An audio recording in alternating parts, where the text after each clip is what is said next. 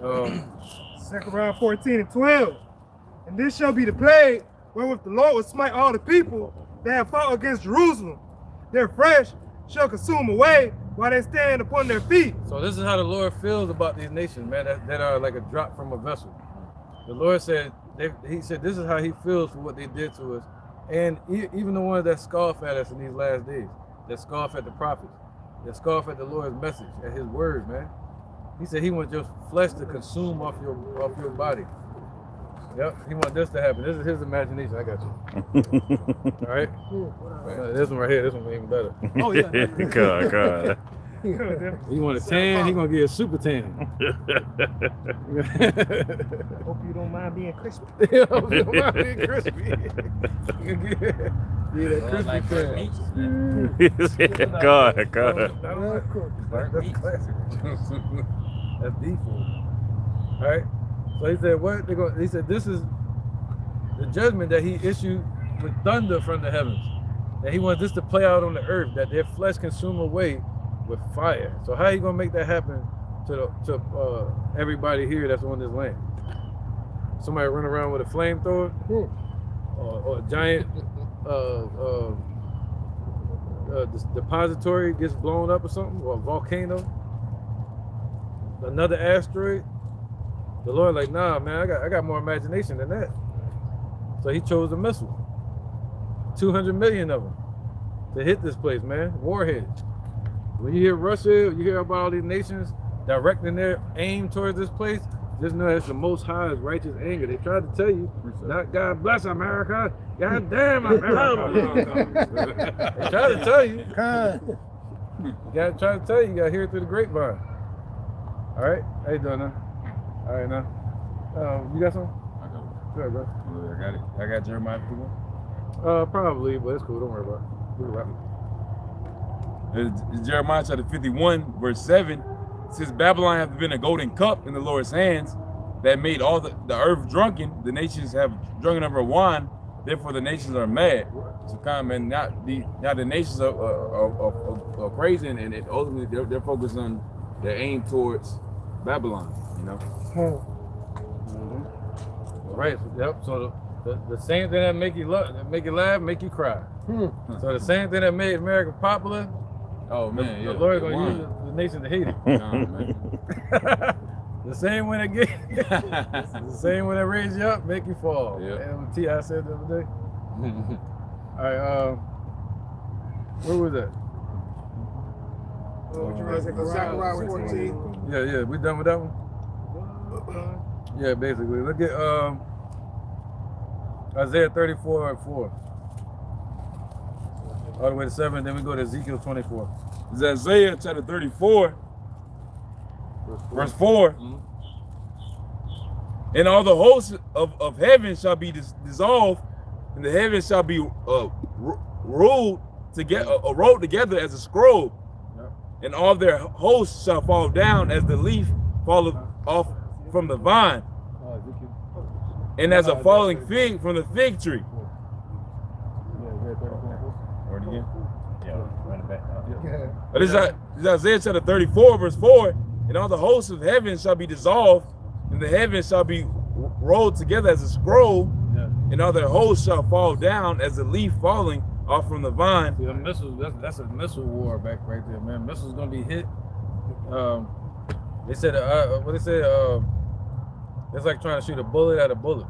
But the only difference is this is a missile at a missile, and it's even faster. So that's what type of war this is talking about, all right? And if this happens, that's gonna be a lot of damage on the ground. And he said they're gonna fall like leaves, figs from the tree, Shake a fig tree. like a shaking fig tree. That mean what do you call that? What's the word I'm looking for, man? Vibration.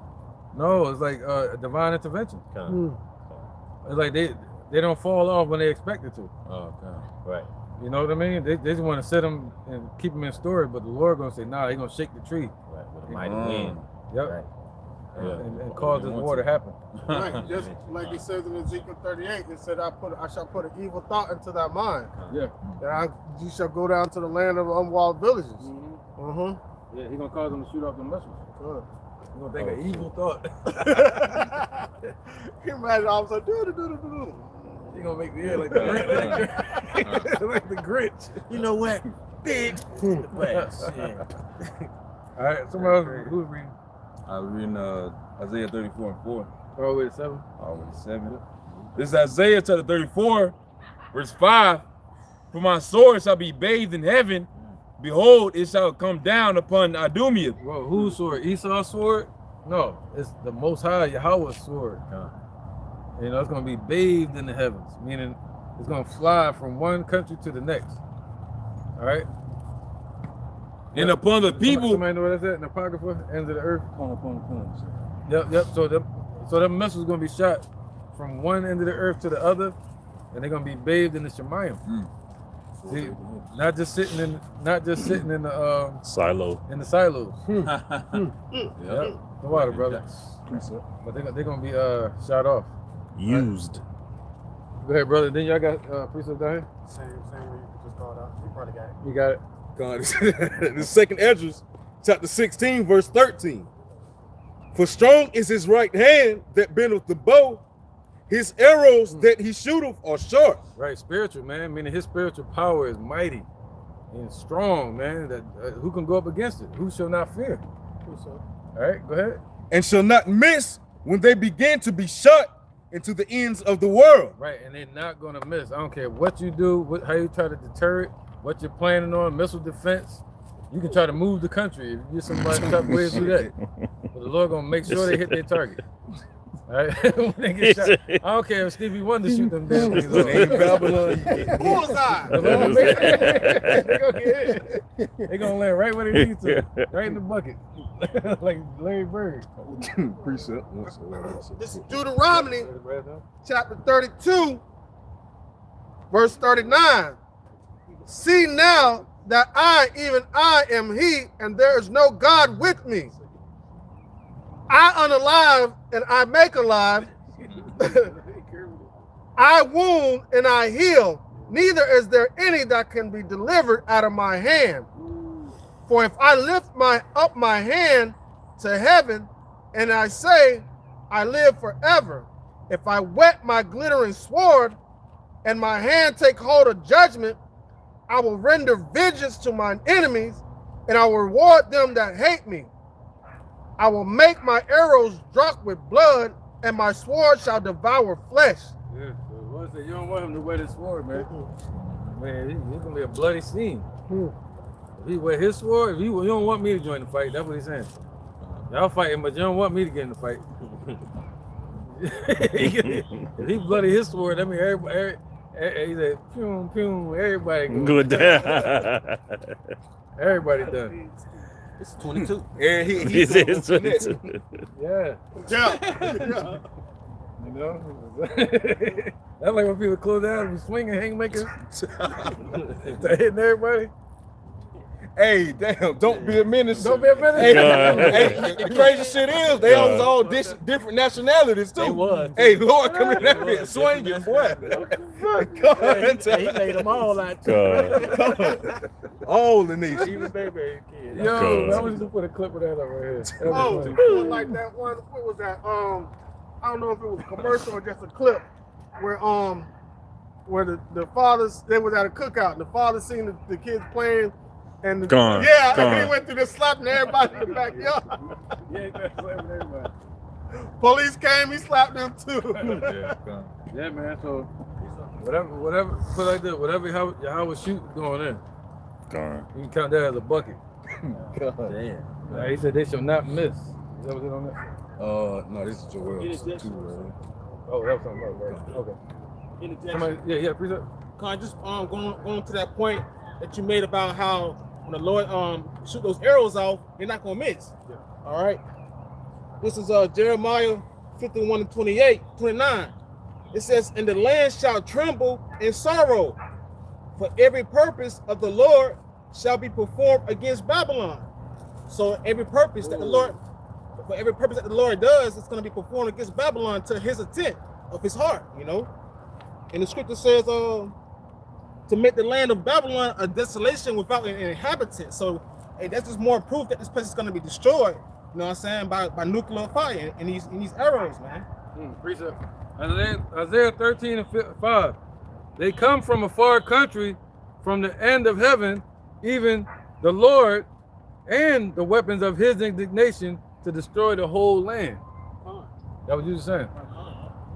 And so the Lord, he's the creator of everything. He's creating the hearts of men to create these mass productions of these ICBM nuclear missiles, man. Yep. All right, to be issued out across the four corners of earth, but mostly here in Babylon. Yeah, and if we were depending on Putin to bring this to pass, it wouldn't happen. Because he's unstable in all his ways. See, the Lord got to steer him in the right direction. Gone. The Lord got to steer him in the right direction, man. To steer him towards destruction. Because now he'll be bullied the whole damn way. Yeah, he turned what you would call a pushover. You know? So if it was up to these nations, they would be at peace at some point again. But this is the Most High's will. Why? Because he has a will. He has a plan to destroy this whole land that's over here, and use it as an example for when we're in the kingdom, to look back and say, all right, this is what happened when people sin. All right. So it's about the destination. You know. Are you good? Yeah. All right. This is Joel chapter 2. I'm gonna start at verse 7. It says, "They shall run like mighty men. They shall climb the wall like men of war, and they shall march every one on his ways." Right, the missiles. Come on. The Mach 10 missiles that Russia's talking about, man. Come on. Especially they got them in Cuba now. Oh man, you're gonna hear about it this week if that's true. They're gonna put a lot of fear. You say you're gonna hear something from the north. The king of the north shall hear, the king of Babylon shall hear it. Right? It says, they shall climb the wall like men of war, and they shall march every man. They shall march every one on his ways, and they shall not break their ranks. Right, nuclear. That's what AI controlled.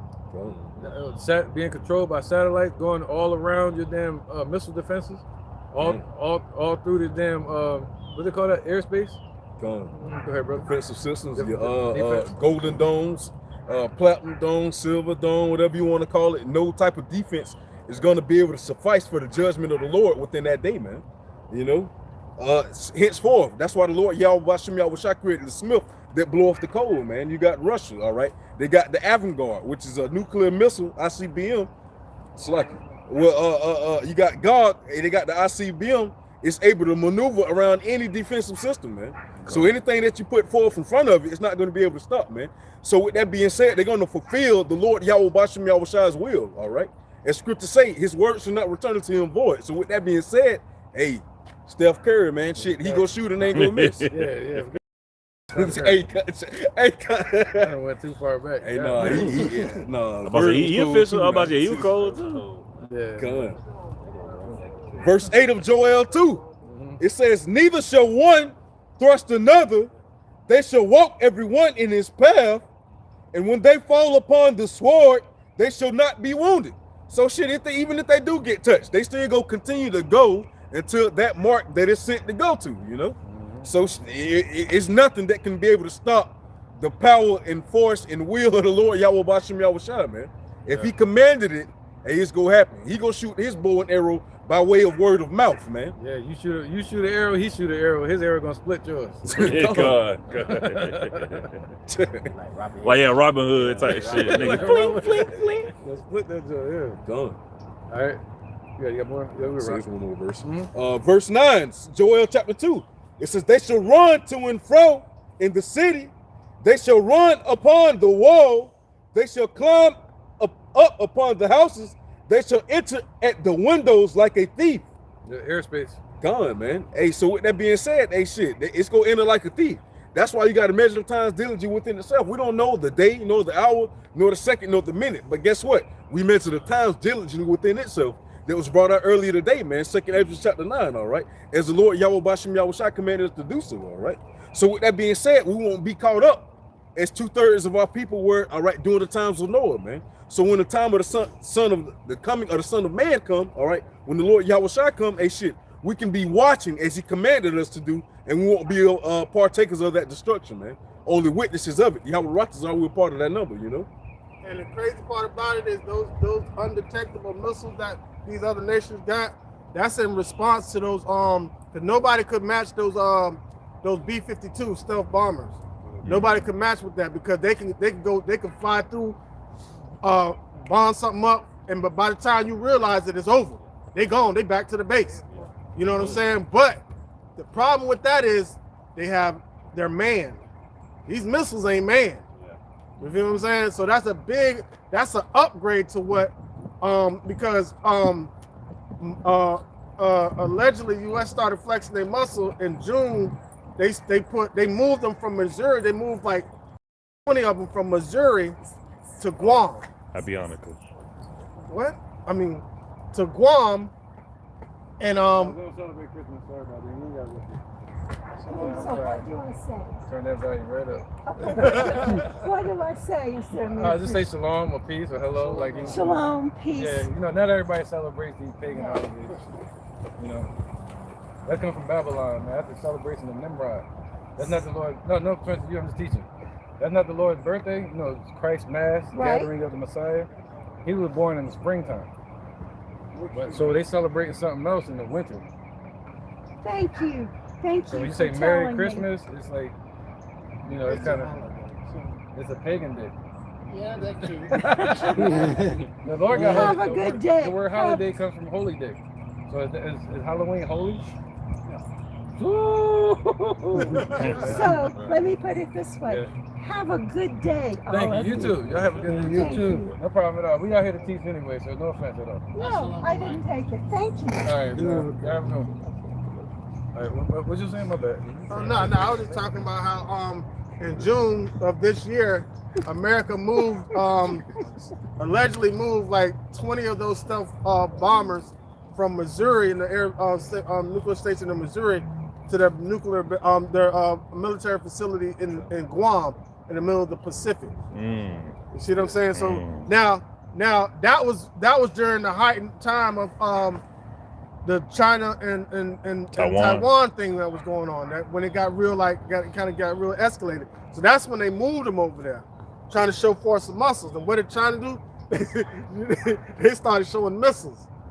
They started showing missiles. You want to show missile carriers? We're gonna show you these missiles that they don't need. That they have.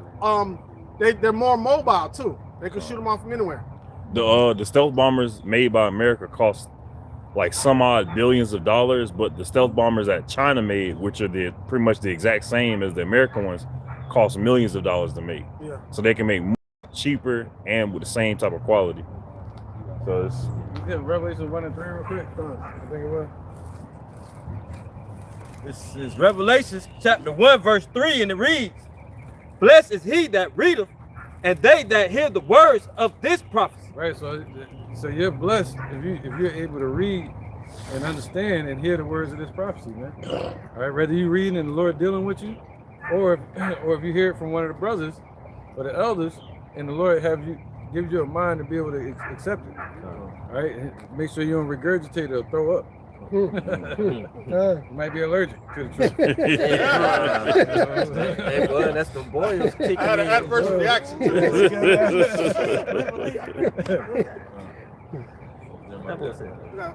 interjection on that. Interjection? Yeah. All right. This is Sirach 39 and 1. But he that giveth his mind to the law of the Most High, and the elder said earlier, the apostle elder said earlier that we're under the law of faith now. See that? It says, but he that giveth his mind to the law of the Most High shall be occupied in the meditation thereof, and will seek out the wisdom of all the ancient, and occupied in prophecy. See that? So that's what we spend our time doing, so we can be prepared and prepare others who are meant to be prepared and that can hear the word, because we're reading them being occupied in prophecy, and the ones that are able to hear, that don't have their ears stopped up, are going to be able to prepare themselves for what to come. Right. right? Because there's a battle coming, and the battle is not only physical; it's spiritual first. And that battle is going to happen within themselves. It says that in Wisdom of Solomon chapter 5, and also in Revelation 13. That's a battle, a temptation that's going to come upon all the world. You know, in this times, man. He say those that have faith in idols, they're going to cast those to the moles and to the bats. So this is a spiritual choice that you're going to have to make in the midst of chaos. You know, so that's scary. So that's why the Lord said, "Blessed are those that read, blessed are those that hear, and the ones that are prepared for what's to come." Meaning you got your covering, you got the warning. And if you got the warning, that means you got time to prepare. All right, go ahead, bro. All right. Back at Revelation. Oh, my bad, you got to interject. Proverbs chapter 6, verse 15. Right, the Negroes, Latinos, Native Americans, we are the Israelites of the Bible. All right, God's chosen people. All right, bro. That's right, man. The Father's true name is Yahweh, his son name Yahushua. Go ahead, brother. Verse 15. Therefore shall his calamity come suddenly. Right, this calamity is going to be sudden. Why? Because he said he's coming as a thief in the night. It's going to seem like it's been, it just happened out of nowhere, but this thing has been prepared since the beginning of time. All right, go ahead. Suddenly shall he be broken without remedy. Yeah, suddenly they're gonna be bolstering it, and in their pride. But the Lord said they're gonna grope in the noonday. Meaning as soon as they're at the climax of their power and they feel like they're about to get the victory, the Lord's gonna strip them of all their power like Jake Paul last night. Yeah, that was symbolic, man. Hey, I was just about to say that. Hey, oh, I said that was spiritual. That was symbolic. That was spiritual. Hey, Yeah, he beat the hell out of that dude. I did when it first came on. The first scripture I thought about was, "He shall be as a chase rope." He was running around that ring. Chase Rowe? Yes. Yeah, he beat the hell out of him. Yeah, He turned from Hulk Hogan to Ric Flair.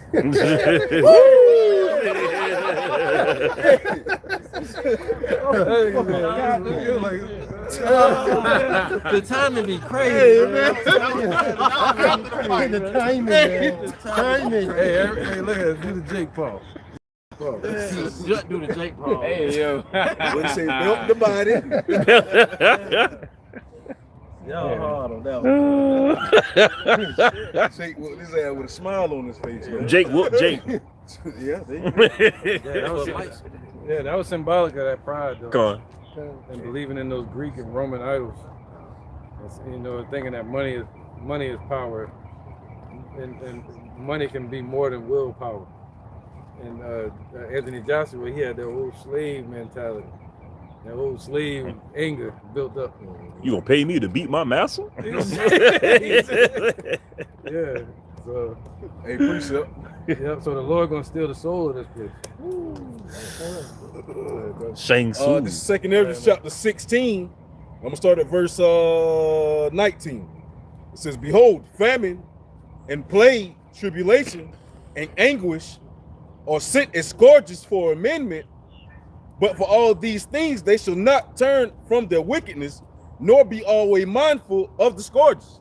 All right, going back to the point earlier with Second Ezra 16 and 21. All right, the evictions becoming so good, cheap, people not realizing that, hey, shit is about to get worse, man. This is part of the fecal matter hitting the fan, splattering everywhere, you know. So with this being said, hey, this is time to prepare, but yet 2/3 of our people and also these heathens, man, hey, they're not taking heed to that, you know. They just continue to go on about their everyday life. They still walking around in that pride, man. And hey, for henceforth, just like it was said, hey, it was spiritual, all right. With Jake Paul last night, getting his ass whooped, hey, still making faces and everything, two broke jaws, and all right. All these scorches sit for amendment, sit for you to humble yourself. Right. Shit, you still out here being prideful, He's man. like, wow, that was a crazy fight. You know, come on, man. So right now is the time to repent, seek after the Lord, man. Humble yourself, all right. You know. Right, bro. All right, let's get 2 Ezra 15 and 3. Yeah, and also Revelation 16 speak about Esau being in their pride when the Lord bringing that judgment upon them. They're gonna be in that rocky spirit. 15 and 3. Yeah, I think it was 15 and 1. Second Ezra chapter 15, started at verse 1. "Behold, speak thou in the ears of my people the words of prophecy, which I will put in thy mouth, saith the Lord." See that? So the Lord gave us these words to speak, man. He said the spirit of prophecy is the spirit of Yahushua, man. And he put that into our mouth to speak out to our people. All right. So Go ahead. Verse 2, 2nd Ezra 15. And cause them to be written in paper, for they are faithful and true. Right, and then the scriptures tell you that the prophets that spoke aforetime, they spoke what? The things that were written aforetime were written for our learning. So what the prophets spoke were written down, and was written down retaught the prophets. And that's what's delivering us today. Go ahead. Man, we all running the race, passing it to ourselves through each generation. There you go. Come on. Verse 3 of 2nd Ezra 15. Fear not the imaginations against thee. Let not the incredulity of them trouble thee. Right. Don't let their trouble, their imaginations of a new world order, a digital system, or depopulation. Don't let that scare us. Don't let that trouble us. And don't let the incredulity or disbelief of these nations or these people see like that. That's disbelief. So we don't let that deter us. You know? Hey, for instance, man, you feel what you don't know. The Lord Yahweh Bashem Yahushua give us his knowledge of the things henceforth, what makes us a prophet, man, to say before. So he give us the knowledge, wisdom, and understanding to know about these things before they come to pass. So therefore, how can we fear what we already knew what was coming, man? So therefore, by them presenting us with their plans, shouldn't matter to us. Why? Because the Lord Yahweh Bashem Yahushua already showed us the way to get through what you already bringing to us, man. You know, so therefore, what we have to be worried about, you know, if you have anything planned against us, hey, shit, we already know how we're gonna get through it, you know, by way of the Lord, man. Right, man. Right. Think so? All right. Yeah, we'll start right where we was at. One more time after you're done. Like that, brother, real quick. And then, we're going over to right, you bring it up. 1 Thessalonians 5:1. But of the times and the seasons, brethren, ye have no need that I write unto you. For yourselves know perfectly that the day of the Lord shall cometh as a thief in the night. That's right. For when they shall say peace and safety, then sudden destruction come upon them, and travail upon the woman with child, and they shall not escape. So they talking about that new world order that they bring it in. They're standing on the trap door. The Lord gonna pop that open and they gonna fall. They can't assure their own salvation. They're gonna say peace and safety, it end up getting destroyed. So they can't save you or themselves. Hey, come on. Hey, yeah, hey, come on. It's like, hey, man, your bully coming up to you, man. You already know the principal already finna get on their ass. You know what? At 3 o'clock, I'm gonna beat the brakes off of you. No, you're not. You're not even gonna make it to 3. Hey, same thing with Esau, man. Hey, you won't even get the joy, the riches of your own belly, man. Why? Because that divine intervention, the Lord Yahweh Shai go come in and Hadouken. Hey, shit, you're not even going to get to enjoy the riches of your own riches, man. You know, the fruits of your own labor. All right. The Lord said he ain't gonna even let it hit their stomach. He said, surely he will not feel quietness in his belly. Hey, before it gets past the esophagus, it's gonna be right here, and then he's gonna have acid reflux and regurgitate all of it up. Yeah, that poison will get to him. It says that the poison of a adder. Adder. Sure. You know, let's get that. Matter of fact. But go ahead. You got something? Yeah, this is Job 20 and chapter 20, verse 23. All right. No, you're not, brother. This is Job 20, chapter 20, verse 23. When he is about to fill his belly, Yahweh Bahashim Yahushua shall cast the fury of his wrath upon him, and shall rain it upon him while he is eating. Oh, you got it right there. Yeah, kind of. Yep. He shall flee. He shall flee from the iron weapon, and the bow of steel shall strike him through. Right. So they're gonna try to get all kind of defenses, and try to hide their weak points and their most critical areas of infrastructure and all that. But the bow is still gonna hit this place. All right, and that bow of steel is talking about what the Lord created, the missiles, man. They're gonna go right past their guard and penetrate their vital areas. Go ahead. Verse 25, it is drawn and cometh out of the body. Right, so, what it's talking about here is how if a weapon penetrates the body and the person sees it sticking out the other side and they see the blood, they realize they're gonna fall from that point. Or everything gonna be bad. You ever enjoying your day and you break some shit or hurt yourself and then you like, fuck, your whole day just changed. Like it's a reality check. And that's what's gonna happen when they realize this place had no defenses, man. That has been wounded. And they're gonna know that's bad from that point. That's what it's talking about. It's gonna be drawn from the body when they look at it, and they're gonna realize, oh shit, this is it. Go ahead. That's Revelation 11 as well. It says, yea, the glittering sword cometh out of his gall. See, it comes out of his gall. All right, it's gonna be drawn from his belly. Go ahead. Meaning not drawn from, but going through it like that. If something goes through it, you're gonna see it. But, oh shit, go ahead. Terrors are upon him. And then terrors fall upon you. You know, if you got stabbed in the stomach right now, and you seen that joint go through, terrors will fall on you once you start seeing it. All right, go ahead. So once they find out this place is hit, let's get that Revelations 11. And then they're gonna realize that this place is done. All right. Did you want the poison adder? Yeah, let's get that too. I got that. Yep. Let's get it. The book of Psalms, chapter 58 and verse 3, it says, the wicked are estranged from the womb.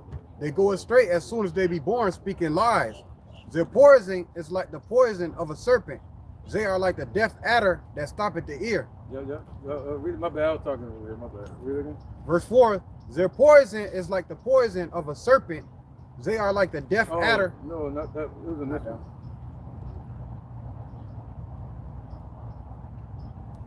There you go. This one right here. Yeah, verse 10, all the way to where we just stopped at too. Yeah, kind of. And he shall not see the rivers. Okay. Yeah, let's go from there to there. There you go. That was good. That was good. That was still like false prophets and all that. And Esau being the devil. All right. Back at Job 20 and 10, his children shall seek to please the poor, and his hands shall restore their goods. Right. Yeah. So what is that talking about? A lot of people say they're talking about now, like they're gonna seek to please us. No, they're talking about in the kingdom. They're gonna be looking to please us. All right, and their hands are gonna restore. Their descendants are gonna restore our goods. Go ahead. His bones are full of the sin of his youth. Right. Damn. So meaning today everything they got it from what they did to us. They got this land from taking it from our people. They got they took the world from taking with the Roman Empire, the Greek Empire, basically robbing, stealing, and killing. You know? All right. So they got on top by putting us down, putting Jacob down. And they still have monuments dedicated to those times too. Yeah, thank you, bro. In case I'm missing any points. Just same thing, they're using that blessing that they received from Isaac. All right, going back to verse 11. His bones are full of the sin of his youth, which shall lie down with him. Right. So what made him strong is all the sins that they committed. Yeah. That's what it's talking about there. So you see somebody with strong bones, what did they use to nourish him with? What's making us strong today in the word? So what made Esau strong is riches got by the seed. Thirst for blood.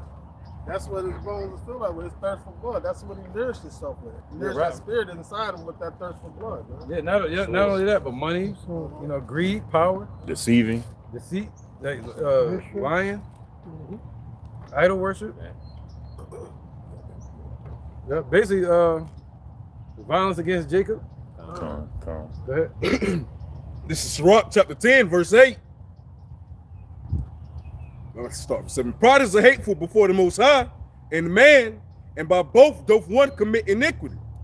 Because of unrighteous dealings, injuries, and riches got by deceit, the kingdom is translated from one people to another. Hey, so Khan, man, that's how Esau been gathering power, man. Going through here and there, putting a military base here, putting a military base there. Why? So they can soak up the resources from allegedly from this country, that country, hey, that way they can get richer, while the poor get poor, hey, and that's how they got those riches, man. So with that being said, that's why the Lord, Yahweh Bashem Yahushua, is gonna transition that kingdom from one people to another, man. Henceforth the heathen raging right now, hey, shit, they think they got next Moab. Shit, Putin think they got next Esau again. Shit, North Korea, so forth and so forth, man. But guess what? Shit, the nation of Israel has next, man. Hey, starting off with the power, the head leadership of the Lord, Yahweh Bashem Yahushua. Yahweh Yahushua. Hey, starting on down, man. Yep, you can read that again. Done. This is Sirach chapter 10, verse 8. Because of unrighteous, start from 7. All right. Sirach 10 and 7. Pride is hateful before the Most High and man, and by both doth one commit iniquity. Yeah, I'm about to move over here or anything. Oh no, I was just checking it. Yeah. Something I want? Okay. All right. Sirach 10 and 7. Pride is hateful before the Most High and man, and by both doth one commit iniquity. Right. So that's what Esau is called, the mystery of iniquity. All right. And that iniquity is not going to be stopped until he be taken out of the way. Okay, that's the mystery of iniquity, man. Right? So, because they transgress through their pride. Verse 8. Because of unrighteous dealings, injuries, and riches got by deceit. Right. Go ahead. The kingdom is translated from one people to another. See that? So that's how this kingdom is passed around back and forth. Because what happened after Alexander died? What did it say? They all put crowns upon themselves to create the Diadochi. So all they're doing is stealing it, robbing it, taking it from, that's it. Yep. Passing it around to each other. Yep. So so when you see Job, somebody get Job 9 and 24 and then Habakkuk chapter 2, is the spirit lifted up in them? Yep. Job. Yeah, anybody need want to get some down here, let me know, I'll point, you know what I mean? So, go ahead. Are we going to get Habakkuk? All right. Go ahead. It's Job chapter 9, verse 24. The earth is given into the hand of the wicked. He covereth the faces of the judges thereof. If not, where and who is he? See that? So when the Lord says, when the scriptures say the earth is passed back and forth through basically covetousness and greed and murder, so Job 9 and 24 tell you the earth was given to the damn wicked. Okay. So who run the world right now? Everybody know. You can feel it in the air. Like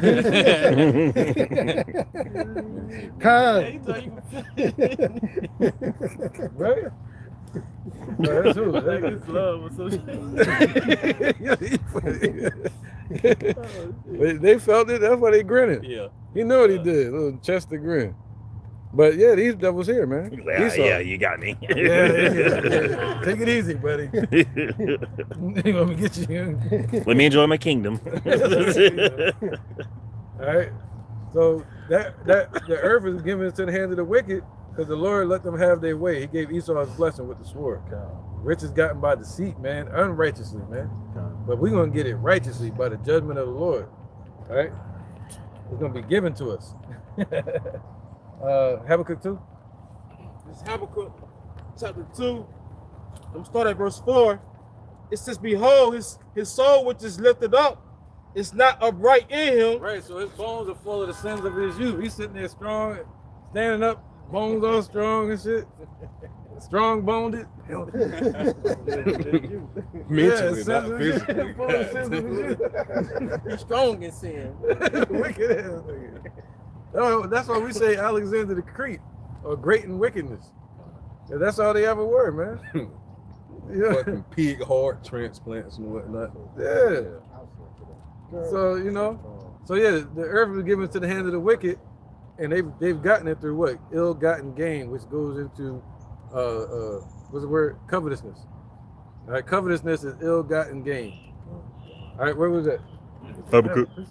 All right, back at Habakkuk 2 and 4. Oh no, that was it. The spirit that was lifted up with him, and not upright with him, because he transgressed By wine. Go ahead. That was it. That's the next one. Right. Verse 5, it said, yea, also because he transgressed by wine, he's a proud man, neither keepeth at home.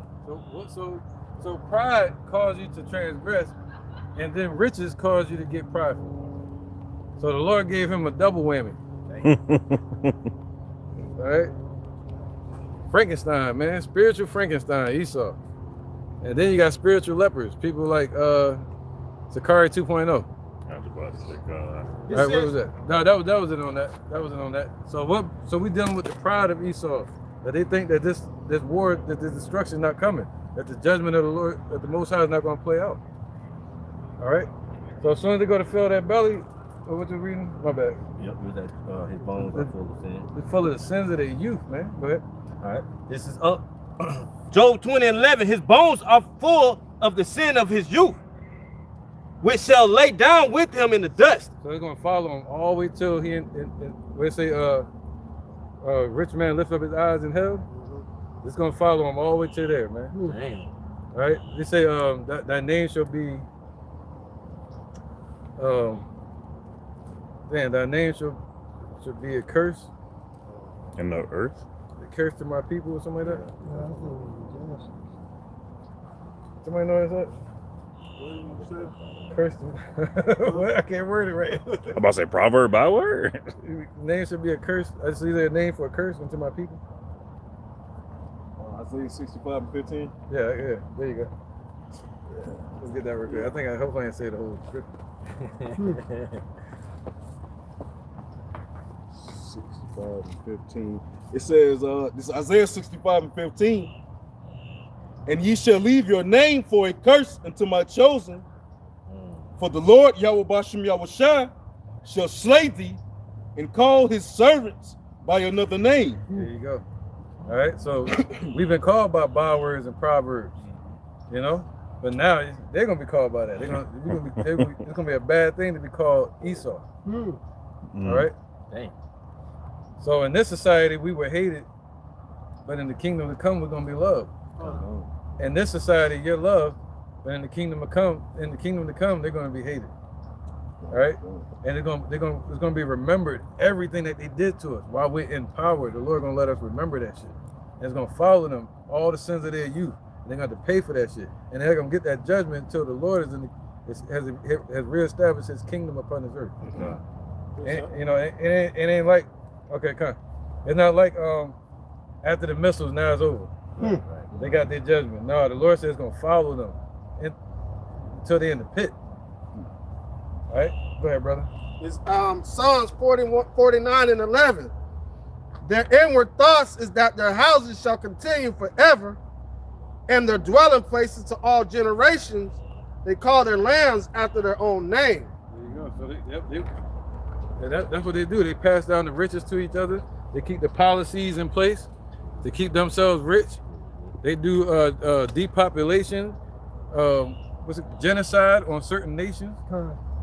You know, just experimentation, science and shit. Experimentation, science, yep.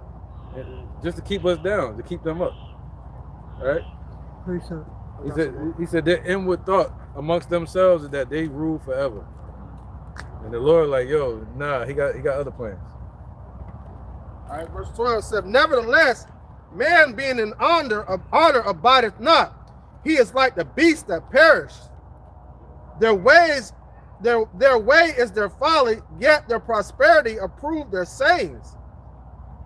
Like sheep they are laid down in the grave, death shall feed on them, and the upright shall have dominion over them in the morning.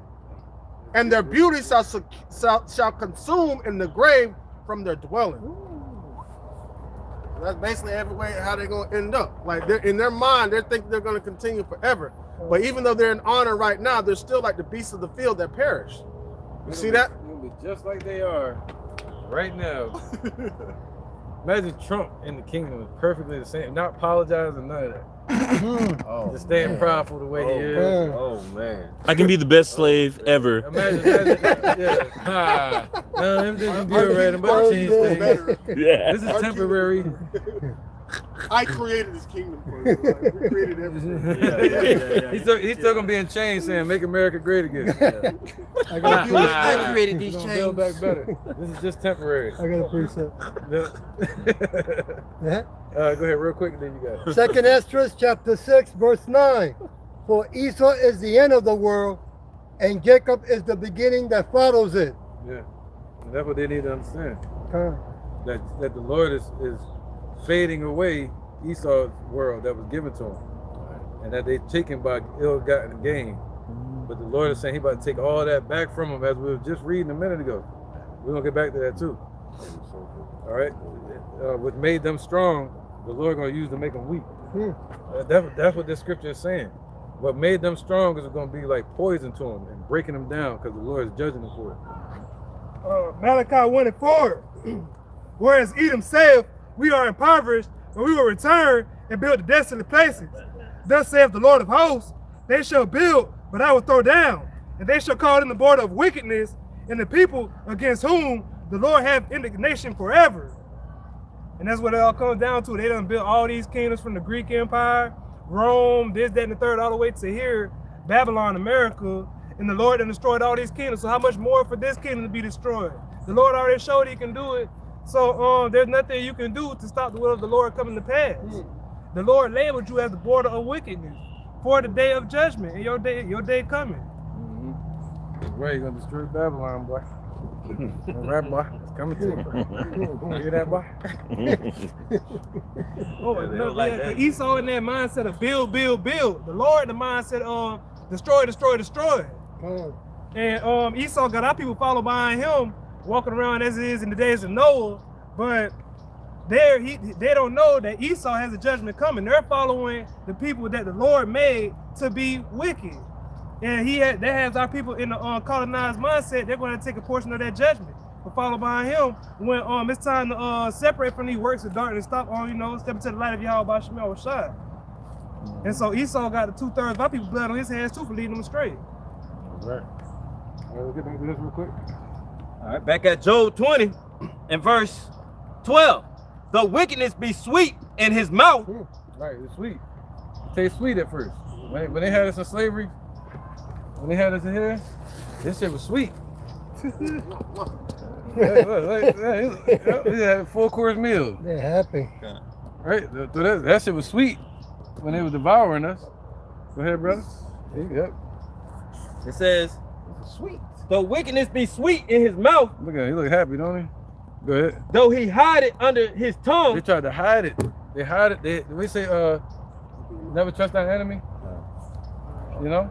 They try to hide it. They try to befriend us. They try to do the whole civil rights movement. You know? Keep us tallying along with the Willie Lynchism.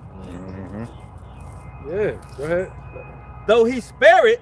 Oh, hold on, my bad. I forgot I was waiting for something. Let's read one verse above the read just that. And then let's get this book. Verse 12. The wickedness be sweet in his mouth, though he hide it under his tongue. Yep. Though he spare it and forsake it not. Right, though he spare it and forsake it not. They keeping it till now. You see that? They still keeping it. Trying to find a way to keep that racism going. And that hatred that Esau had for Jacob. They said perpetual hatred. Go ahead. This is the book of Ecclesiastes, chapter 12 and verse 10. Right. Never trust me. They don't trust Esau. Go ahead. For like his iron rusted, so is his wickedness. Right. Though he humble himself and go crouching, With their politicians. yet take good heed and beware of him, and thou shalt be unto him as thou hast wiped the looking glass, and thou shalt know that his rust has not been altogether wiped away. There you go. It's still there, man. Yeah. And they hiding it. And they trying to bring it out at that last minute, that hatred that he got for Jacob. That's really what the depopulation is about. That's really why they're going after the Latino, the Northern Kingdom. You know, it's really about that deep down hatred that they got towards us, man. All right, so they taste sweet to them, and they hit it, and they save some for now. Verse 12. Yeah. Though the wickedness be sweet in his mouth, though he hide it under his tongue, though he spare it and forsake it not, but keep it still within his mouth. Like some nasty ass tobacco they be chewing and shit. Right? Yet his meat in his bowels is turned. Whoa, so his meat, ain't gonna let it digest. As soon as it gets digested, that shit gonna be like eating some damn fungus. You know, eating something that make you throw up. The poison in it. You got interjection? Mazan first. Only we just getting there, and then my brother Barack. You got my three? No. All three. Let's run all three. Good. All right, this is the book of Psalms, chapter 55 and verse 21. The words of his mouth were smoother than butter, but war was in his heart. Good. Well, you speak on it. His words were smoother than oil, yet were there drawing swords. Keeping that war hidden in his heart, man. Con. Good.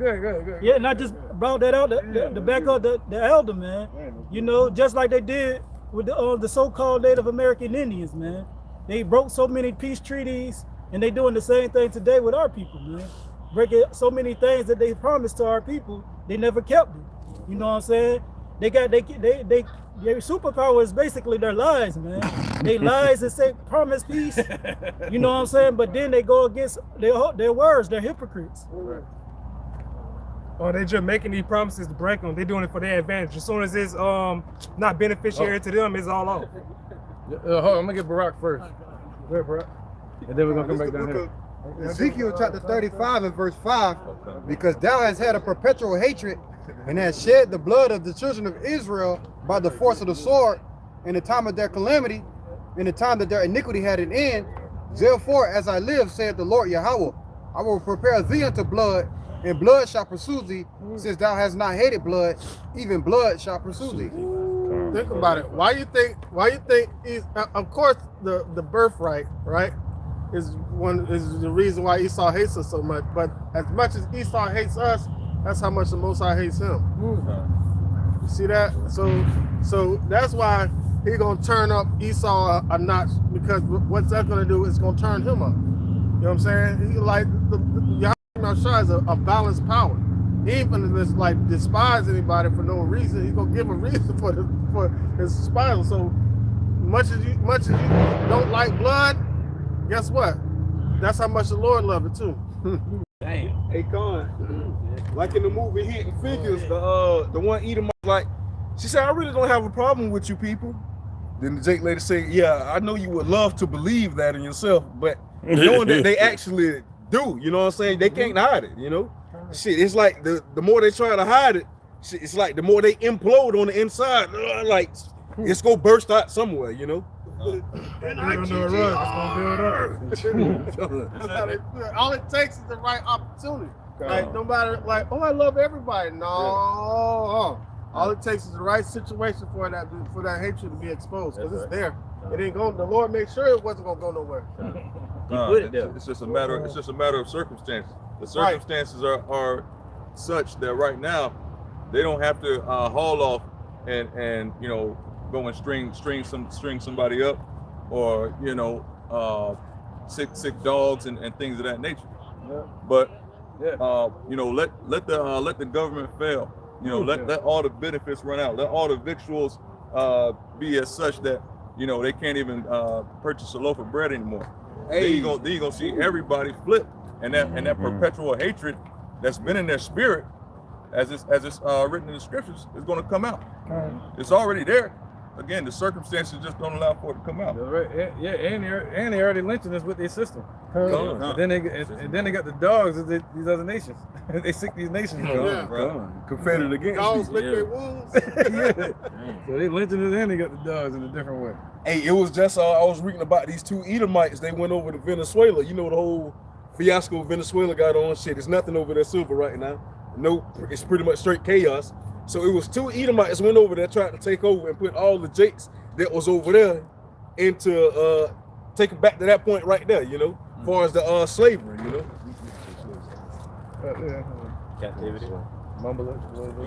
So yeah, they tried to go back to that point over there, but they ended up getting arrested and whatnot. But that shows you the mindset of Esau, man. That never left. That's still there. That's what they want, you know. Right. I ain't never seen it with Ran into a hornet's nest. Well, they're gonna. It's crazy because, you know, when the Lord shows up, Esau is gonna be in the same spirit he was in 2006 when Jacob and Esau came out the womb. The same hatred. Well, when he got older, the same hatred that he had, Esau still gonna have the same hatred today. Right. Didn't change. You see somebody years later, they're supposed to change a little bit. Esau, the scripture say he's gonna wax worse. Right, worse and worse. Right? Somebody was reading over here, right? No, that was y'all down here. I got precept. This is Proverbs chapter 26 and verse 25. I'm gonna read the 26 or 27. It says, when he speaketh fair, believe him not, for there are 7 abominations in his heart. As even when he talking good in his mind, he, like he said, they had their hands on the sword. They ready to do dirt. You know what I mean? It says. Yeah, they carrying on that hatred, and they've been taught that hatred through their bloodline. Right. And it says, whose hatred is covered by deceit, because he'll try to say, oh, hey, everything fair, But everybody accept that it's that YT privilege. We know it's that, but it's okay. It ain't shit fair, right? It says, whose hatred is covered by deceit, his wickedness shall be shown before the whole congregation. And those with the eyes to see and ears to hear, we see it all before. He can't say or finesse you and be like, oh, I'm good. We all one people, brother, or some shit they come up with. We know it's all his lies to deceive you and have that those strongholds in your mind. It's like the Lord came for the whole world when he only came for the nation of Israel. Yeah, the mystery of iniquity being revealed. Come. It's being revealed to us, man. Right. Precept, go ahead, brother. I want to get back to the missile topic too. Just to back up the Akim. This is Sirach 12 and 16. It says, an enemy speaketh sweetly with his lips, but in his heart he imagines how to throw thee into a pit. He will weep with his eyes, but if he find opportunity, he will not be satisfied with blood. So, as it was saying, like this enemy, he come speaking sweetly, he got real nice, smooth words, but in his heart is war, and he's thinking how to throw you into a pit. He's thinking of figuring out some kind of way to cause you some kind of harm, and that's how this devil operates. If he find a chance or opportunity, he'll take it and pretty much help you finish with all your living. Precept. This Habakkuk, going back to Habakkuk chapter 2 and verse 8. It says, because thou hast spoiled many nations. Lying, man. NASA, man, they be lying. Really? Man. Yeah. Why you always lying? It says, Habakkuk 2 and 8. It says, because thou hast spoiled many nations, all the remnant of the people shall spoil thee, because of men's blood, and for the violence of the land, of the city, and all that dwell therein. So Esau is the ultimate spoiler. You know, he spoiled many nations. He spoiled our people, all right, causing them to err, causing them to go off, all right, and not following Yahweh Bashim Yahushua, all right. But ultimately, they're gonna be spoiled. They're gonna be like spoiled milk. They're gonna be so spoiled they can't consume that meat. Let's get ready to go down their belly. It's not gonna make it. You know what I'm saying? So that just saying that nation is a spoiled nation. You know what I'm saying? Yeah. Somebody get that. Let's say craft. You know, cause the vice of the crafty or something like that. Yeah, I like that. Devices of the crafty. Yeah. Come tonight. Yeah.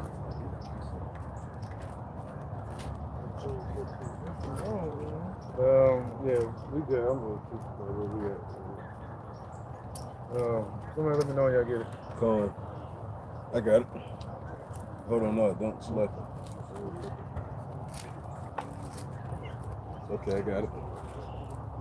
This is Job chapter 5, verse 12. He disappointed the devices of the crafty, so that their hands cannot perform their enterprise. Right, so that little silent thought that you hide in your mind, or in the conscience of their people, the Lord knows what their plans are. And he's going to disappoint their devices to destroy Jacob. All right? He's going to destroy all their imaginations. That's why the Lord said, don't fear the incredulity or the imaginations of them. You know? All right? So the Lord said, surely he knows their plans and what they think in their heart.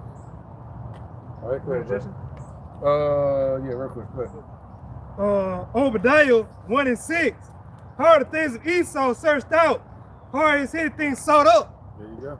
The Lord revealing it. That's how.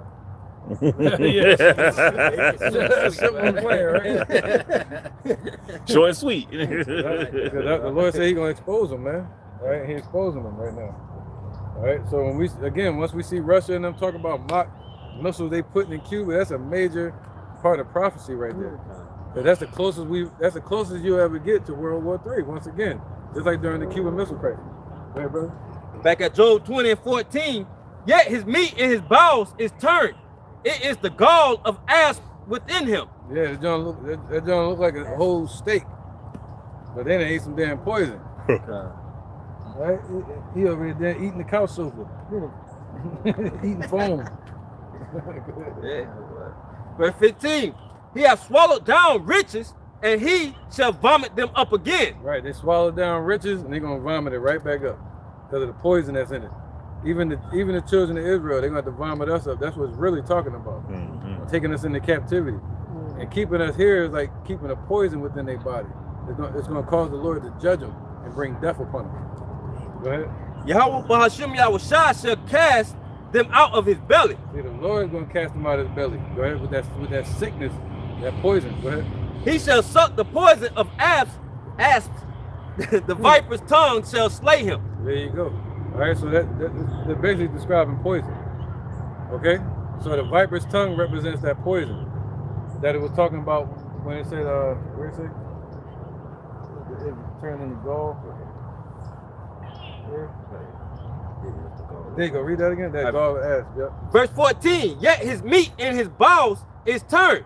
It is the gall of asp within him. Now go back to the other part. Verse, what was it? 16? Yeah, verse 16. Yep. He shall suck the poison of asp, the viper's tongue shall slay him. See, that's the poison. You see that? The same poison that it's talking about. All right, of their own transgression. It's going to cause them to get destroyed. That's what it's talking about. A person getting using the analogy of an individual getting destroyed by a poison of something they thought was good. All right?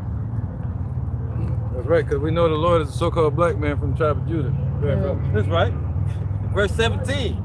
He shall not see the rivers, the floods, the brooks of honey and butter. Right, so he's sitting there walking, he just ate a good meal, but that just started turning sick to him. He almost to his finish line, and he see the promised land right there, but the Lord don't let him get it. Or he in a dream, and he drinking water, and the Lord said he wake up still thirsty. Right. That's strong delusion. They're not gonna reach their dream, what they're hoping for. They gonna wake up in captivity. I almost had it. Almost had him. He's gonna look at us through the damn bar like I almost had you, nigga. Who worked for that meddling God of yours? You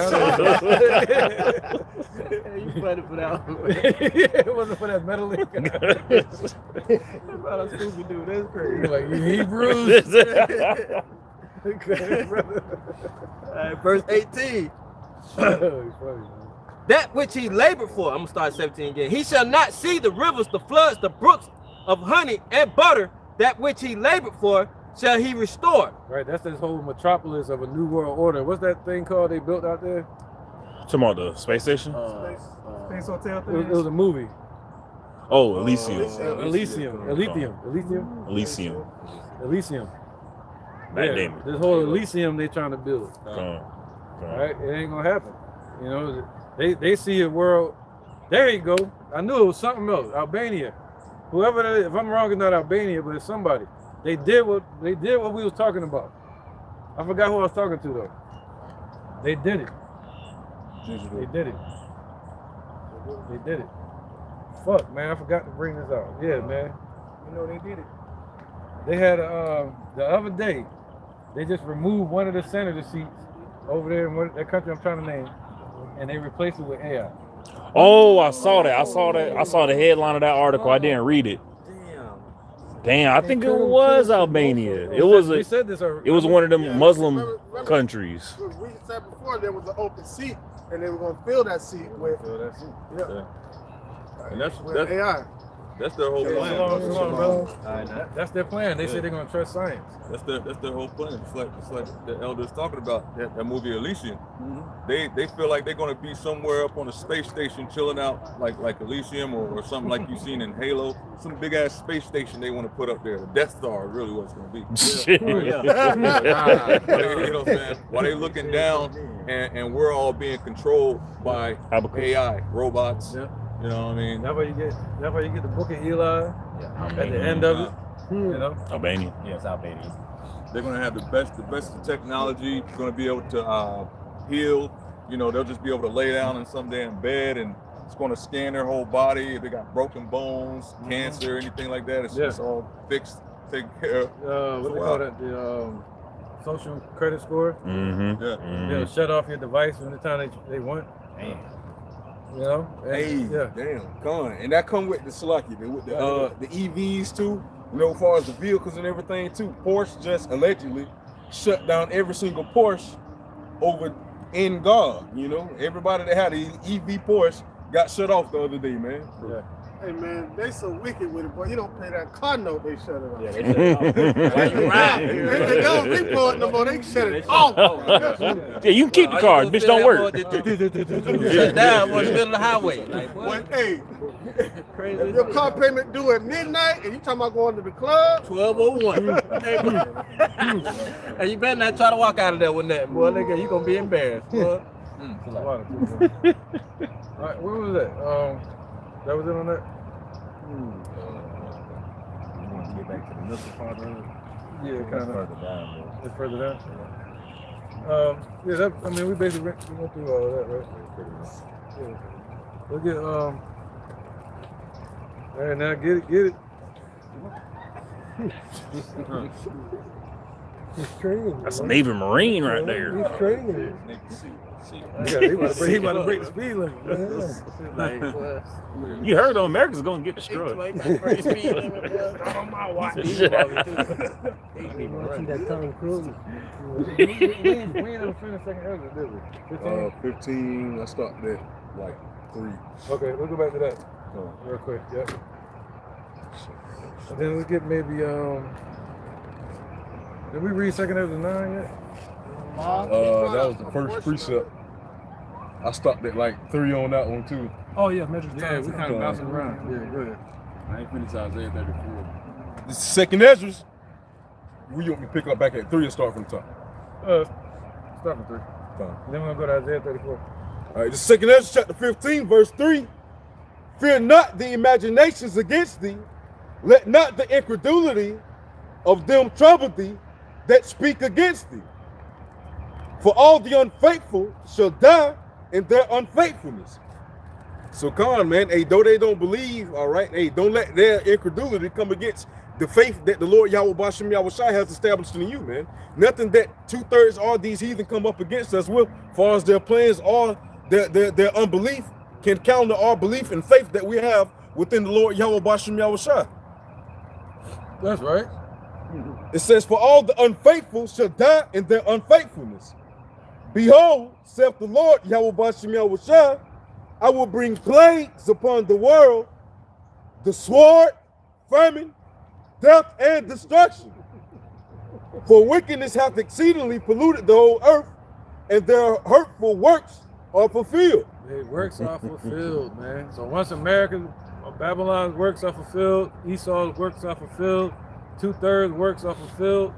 That's when the Lord said he's going to bring that sword upon this place. All right. He said he bringing the sword and the plagues upon the world. All right. Not just because Putin threatening it. That lets you know that it's the Most High tugging at the heartstrings of Putin and the rulers of this world. Hey, Con, hey, that go back to the point. I don't know why it just popped up in my head earlier. That's why it has to be the Lord will be done, man. Because, hey, Putin to come back around and, you know, hey, just like he just wanted to be a part of NATO and all that at first, man. He probably be at the house now. I just want to be a part of it. Nah, shit, the Lord got to steer you how he needs you to be steered, man. Yeah, that's right. You know? Why won't they accept me? Hey, Con, like, for real. Yeah, that's right, man. All right. Or also, Putin and them, they would have still been deceived by America. So it's the Lord that exposed them to America, exposed Babylon to these nations. All right. So that was the he said Babylon had been a golden cup in his hand, and through it he like basically deceived all the nations. They were drunken. Gone. They sobered up. That's why the other nations are foolish. Yeah. When they're going into that word man, they're being foolish. Yeah, they're foolish. That's right.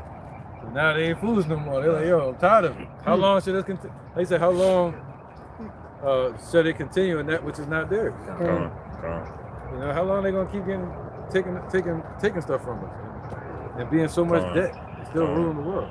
Go ahead, brother. You said I said 34 what? 34, I think he was reading that. It's Isaiah chapter 34, verse 5. Was our 4 again? No, you got 5. That's good. For my sword shall be bathed in heaven. Oh, he said he's gonna bring a sword on the earth. It's gonna be bathed in heaven. Go ahead. Behold, it shall come down upon Idumea. Whoa, but where's Idumea? Wherever that's at, you don't want to be there. You know what I'm saying? So that's spiritual. It's saying this place. The spiritual Sodom, spiritual Egypt, spiritual Sodom and Gomorrah. spiritual Nineveh, spiritually, what you just said? Idumea. Because they got the spirit of Esau here, that Greek and Roman spirit, man, paganism. All right? DC will be like Boswell. Yeah, DC, yeah. That's straight up Masonic and Greek. All right? So, keep going to 7, bro. And upon the people of my curse to judgment, the sword of the Lord. And upon the people of his curse to judgment. So not just Esau, but upon 2/3 as well that are here in this place. Right? Verse 6. Oh, somebody know what that's at? He split up into 3 parts. Sons of the wicked, sons of man, and Revelation. The 3rd part of something. 3rd part.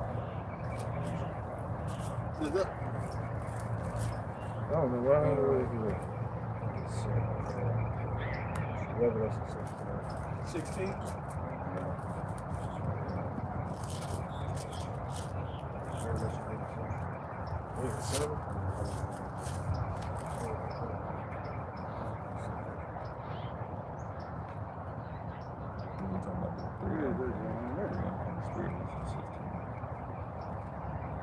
Okay, I got it.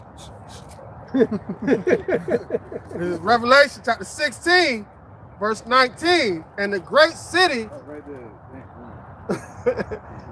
the great city was divided into 3 parts, and the cities of the nations fell, and great Babylon came in remembrance before Yahweh to give unto her the cup of the wine of the fierceness of his wrath. There you go, man.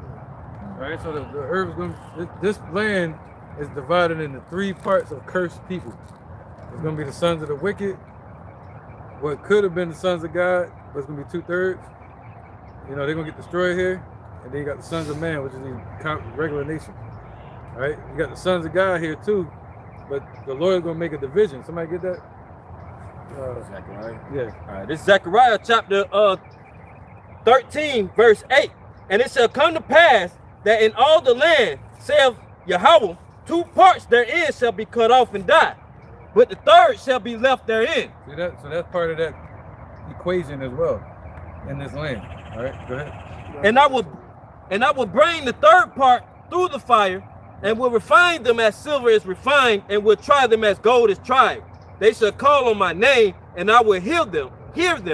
I will say, it is my people, and they shall say, the Lord is my power. That's what's going to make the division. What's going to make the separation is when we call out, and the Lord says, I hear you. And the ones that call out and you don't hear them, they're going to be left in darkness. They're part of that curse. All right, that's literally what's going to make the separation. So that name goes here. Amos 9 and 10. It says, all the sinners of my people shall die by the sword, which say the evil shall not overtake nor prevent us. See, they have faith in this place, and they think their inward thoughts is that Esau will continue forever. Right, so they're trying to get on the bandwagon with Esau, but what does it say? Though hand join the hand, the wicked shall not go unpunished. So even though you were once, even though through bloodline they're the sons of God, but they shall die like men because they're cleaving on to Esau. Trust in the staff of Egypt. Come. This is Psalms chapter 9. I'm gonna start at verse 9. It says, the Lord, Yahweh Ba'Shem Yahushua, also will be a refuge for the oppressed and refuge in times of trouble. And they that know thy name will put their trust in thee, for thou, Lord, has not forsaken them that seek thee. Going back to that precept, I forget which brother brought it up, like 2 precepts ago, but basically, man, those that call upon the name of the Lord, Yahweh Ba'Shem Yahushua, within that time, man, what's going to separate us, all right, from the wicked, all right? You know, the wicked is not going to acknowledge the Lord, Yahweh Ba'Shem Yahushua, in their times of trouble. Why? Because they feel like they can maneuver and goddamn get themselves out of harm's way when they can't, man. You know, it's the Lord, Yahweh Ba'Shem Yahushua, that direct the steps, all right? And you better pray to him, if you can, that he direct your steps into salvation, all right? Because you ain't gonna be able to do nothing on your own to get there, you know? That's right. Yeah, good point, man. All right, where was that? Did we finish Isaiah 34? Isaiah 34. 34? Yeah, 34 in verse 6. Okay. We'll go there. This is Isaiah chapter 34, verse 6.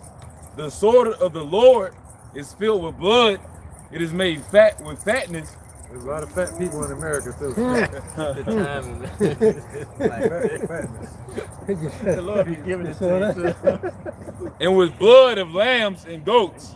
Yeah, with the blood of lambs and goats. So all their leaders. So there's gonna be a lot. You say heap on the wood, heap, you know. So there's gonna be a lot here that's worth cooking. The Lord gonna have his own barbecue. Sacrifice. His own burnt He meat. said, "I got sacrifice in Idumea." Yep. In the land of Idumea. And the word sacrifice means something that's set up to be burned. That's a sacrifice or killed.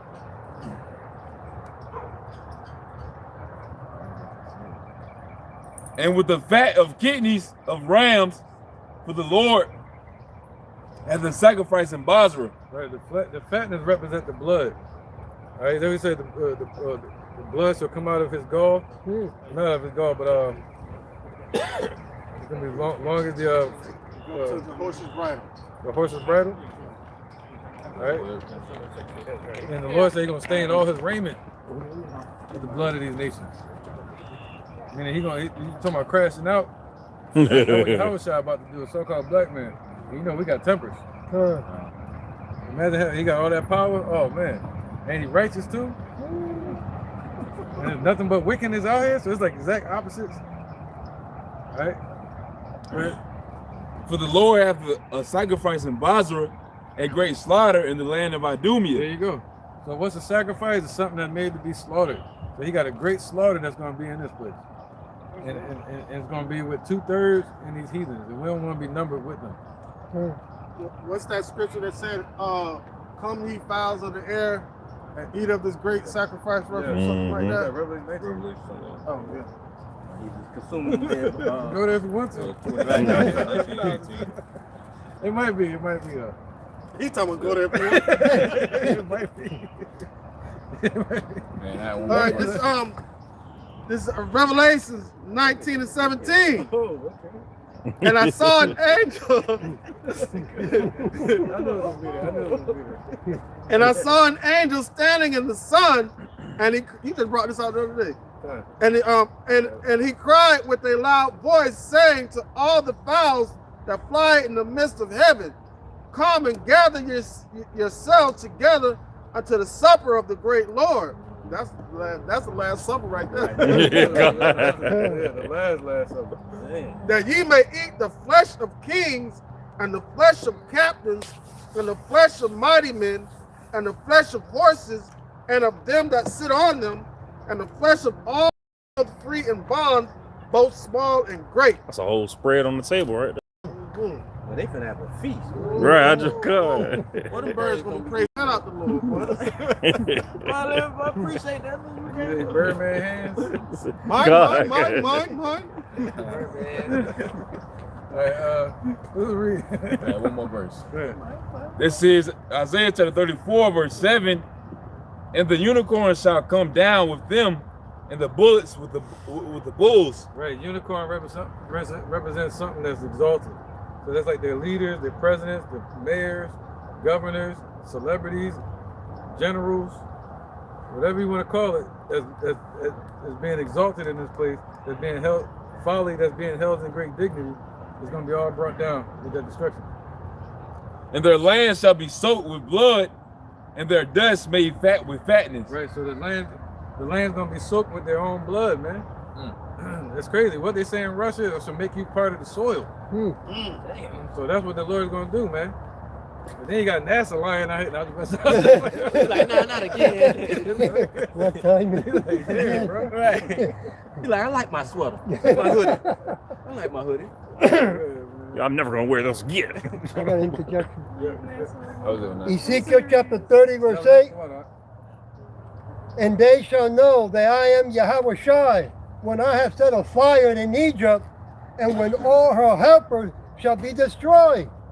So all those nations that are helping so-called America, Babylon, so They kind of mix it up a little bit. shall be destroyed, because they've been partakers of her goodies. Yeah. All nations got a particular judgment Come. coming from Yahweh Shai. But as far as Babylon's gonna be turned into that lake of fire. It's still some of these other nations will still be around. Yeah, Revelation 18. Let's get that real quick. 1 hour. Revelation 18, verse 17. For in 1 hour so great riches is come to naught, and every shipmaster and all the company in ships and sailors and as many trade by sea stood afar off. They're gonna stand afar off. They're gonna be like, yo, I don't want nothing to do with this. Hey, Russia. I we knew chilling. them, but I don't know them anymore. We with y'all now. See that? But it's really gonna be a new rulership on the earth called the Israelites, Yasha Allah. Yeah, they're gonna all America's proxies and allies. They're gonna be ready to submit to Russia and China. There's gonna be a new regime change on the earth. Russia gonna be able to cow. Yeah, Howard. The vet vodka for you. And that's why Sure? Okay. All right, go ahead. That was it? Yeah. So that's basically it. They're going to be standing afar off and looking like, damn, I don't want no parts of that. and then Second Ezra, it says that they're going to try to join with Russia. All right? The one that dominates. But it's going to be too late. That's when Revelation 21 going to happen. We're going to be like, surprise. Surprise, motherfucker. I'm just saying that. All right, we just vibing real quick. I'm holding, let me get this real quick. Somebody got Ezekiel 24:9. Wow. This is Ezekiel chapter 24 and verse 9. It reads, therefore thus saith the Lord, power, right? Yahweh Bahashim Yahushai, woe to the bloody city. Yeah. I will even make the pile for fire great. Heap on wood, kindle the fire, consume the flesh, and spice it well. Yeah, keep on with your wickedness. God. Yeah, keep on with your confusion, the Babylonianism. God. You know, keep on taking over the world and dominating and saying America's great. When make this place great again. But the Lord saying, get your ass into the dark, in the dust. He's saying, get down off the damn throne. You saying, no, lift it up. Let's stand up. Right? Yeah, man, go ahead, bro. Verse 10, heap on wood, kindle the fire. Right, heap on wood, keep eating your pork, keep celebrating Christmas, keep celebrating Halloween and Folly Day. If a shoe fits, wear it. Go ahead, brother. Heap on wood, kindle the fire, consume the flesh, and spice it well. Spice it well. Make these people super wicked. Get that spice on there, that wicked spice. He turned around like, I just had a pork sandwich. They be like, man, throw it on there, man. Don't be shy. Yeah, spice it well. Spice it well, man. Yep. Go ahead, get that combustibles on there. Well, like in the cartoons, they used to sprinkle on gunpowder. Pepper. Think it's pepper, but it's gunpowder. That was butter, boy. Yeah, man. And it says, and let the bones be burnt. Yep. This set it empty upon the coals thereof, that the brass of it may be hot and may burn. What they call this, the melting pot? And also the Lord said he set up an ephah, which is a measuring pot, and he put the children of Israel in it, and he put wickedness in there too. And that place is called America, also called Babylon. And the Lord gonna turn it into a boiling pot. Let's do it even further. Let's go to Malachi 4:1. Yeah, he's gonna cook that pot. This is the book of Malachi, chapter 4, verse 1. It says, for behold, the day cometh, thou shalt burn as an oven, and all the proud, yea, all that do wickedly shall be stubble. And the day that cometh shall burn them up, saith the Lord of hosts, that it shall leave them neither root nor branch. See that? That was it. Yeah, that's that pot, man. That's that boiling pot. The Lord said he's gonna turn this into a cauldron. You know, but they used to boil us. Mm-hmm. Mandingo. Over there in Pergamos. You know, they used to boil us, man, under the Zeus statues and shit. Yeah, brother. This is Ezekiel chapter 22, verse 20. As they gather silver and brass and iron and lead and tin into the midst of the furnace to blow the fire upon it to melt it, so will I gather you in mine anger and in my fury, and I will leave you there and melt you. I don't know why I laugh at that scripture. So he said he gonna leave you there and melt you, man. That's direct. Yeah. He said the ones that he gathered his anger. See, somebody get that? The sheep on the left, sheep on the right, goats on the left. So his sheep are the ones the Lord loves, and the ones the Lord is gathering in his mercy. He said his spirit have gathered them. But you don't want to be gathered in his wrath, in his anger. You don't want his anger to gather you. Not like the wicked witch. Yeah, he's gonna say you over here, you, you over there. This is the book of Matthew, chapter 25, verse 32. And before him shall be gathered all nations. Right, so before Yahweh Shai, Revelations 1 and 7 real quick, go back to Shai, pause, right where you at. So before the Lord, Yahweh Shai is going to be gathered all nations. All right, go ahead. Says, Revelation chapter 1 and verse 7, behold, he cometh with clouds, and every eye shall see him, and they also which pierced him, and all the kindreds of the earth shall wail because of him, even so, Amen. See that? Talking about Yahweh Shai. All right, and what is he going to look like when he returns? Let's get that. Don't lose where you at. 13, it says, and in the midst of 7 candlesticks, one like the Son of Man, clothed with a garment down to the foot. So the Messiah got the one y'all ignorantly call Jesus or Christ. Really, the word Christ or Christos, which means anointed, Hamashiach. His name should be Yahweh Shai, a so-called black man from the tribe of Judah. He has a garment on down to the foot. Go ahead. And girt about the paps with a golden girdle. So that golden girdle represents high priesthood. So high that it reached the level of gold. I mean permanent. Right? That's what that golden girdle represents, because the girdle can be worn around your belly for war or around your paps, because you reach a level of priesthood. That's what the priest would wear. But his is a golden girdle, meaning unmovable, untouchable, the highest level of priesthood that he reached. Go ahead. Verse 14, his head and his hairs were white like wool. Right, the top of his head and the face of his hair were white and woolly, not red and like a goat. Go ahead. As white as snow. So his hair is white as snow. And his eyes are as the flame of fire. And his eyes are pissed off. He's just serious. And his feet like a confined brass, as if it burned in the furnace. Right, so if I look at your feet should be the same color as your body. So the color of Yahweh Shai, the Messiah, he's dark brown as if you burned it in the furnace. Meaning he's darker, he's real dark. And who the main people they hate in America? The dark people. Who the ones that's always on the bottom getting kicked in their ass? The dark people. Who the one that keeps setting policies against? The dark people. All right, go ahead. It says, his voice as the sound of many waters. Right, so that's the voice. His voice is the sound of many waters. My bad. All right, so now Revelation 19, real quick. The white horse, and then we're gonna go right back where you were. Revelation 6. White Revelation horse. 6. Yeah. Revelation 6. I did it again. Yeah, thank you. You were stuck on the 19. The book of Revelation, chapter 6 and verse 1. And I saw when the Lamb opened one of the seals, and I heard as it were the noise of thunder, one of the 4 beasts saying, come and see. And I saw, and behold, a white horse. And he that sat on him had a bow, and a crown was given unto him. Right. And he went forth conquering and to conquer. There you go. He looked just like that picture. All right, this is how the Messiah looks, the God of Abraham, Isaac, and Jacob.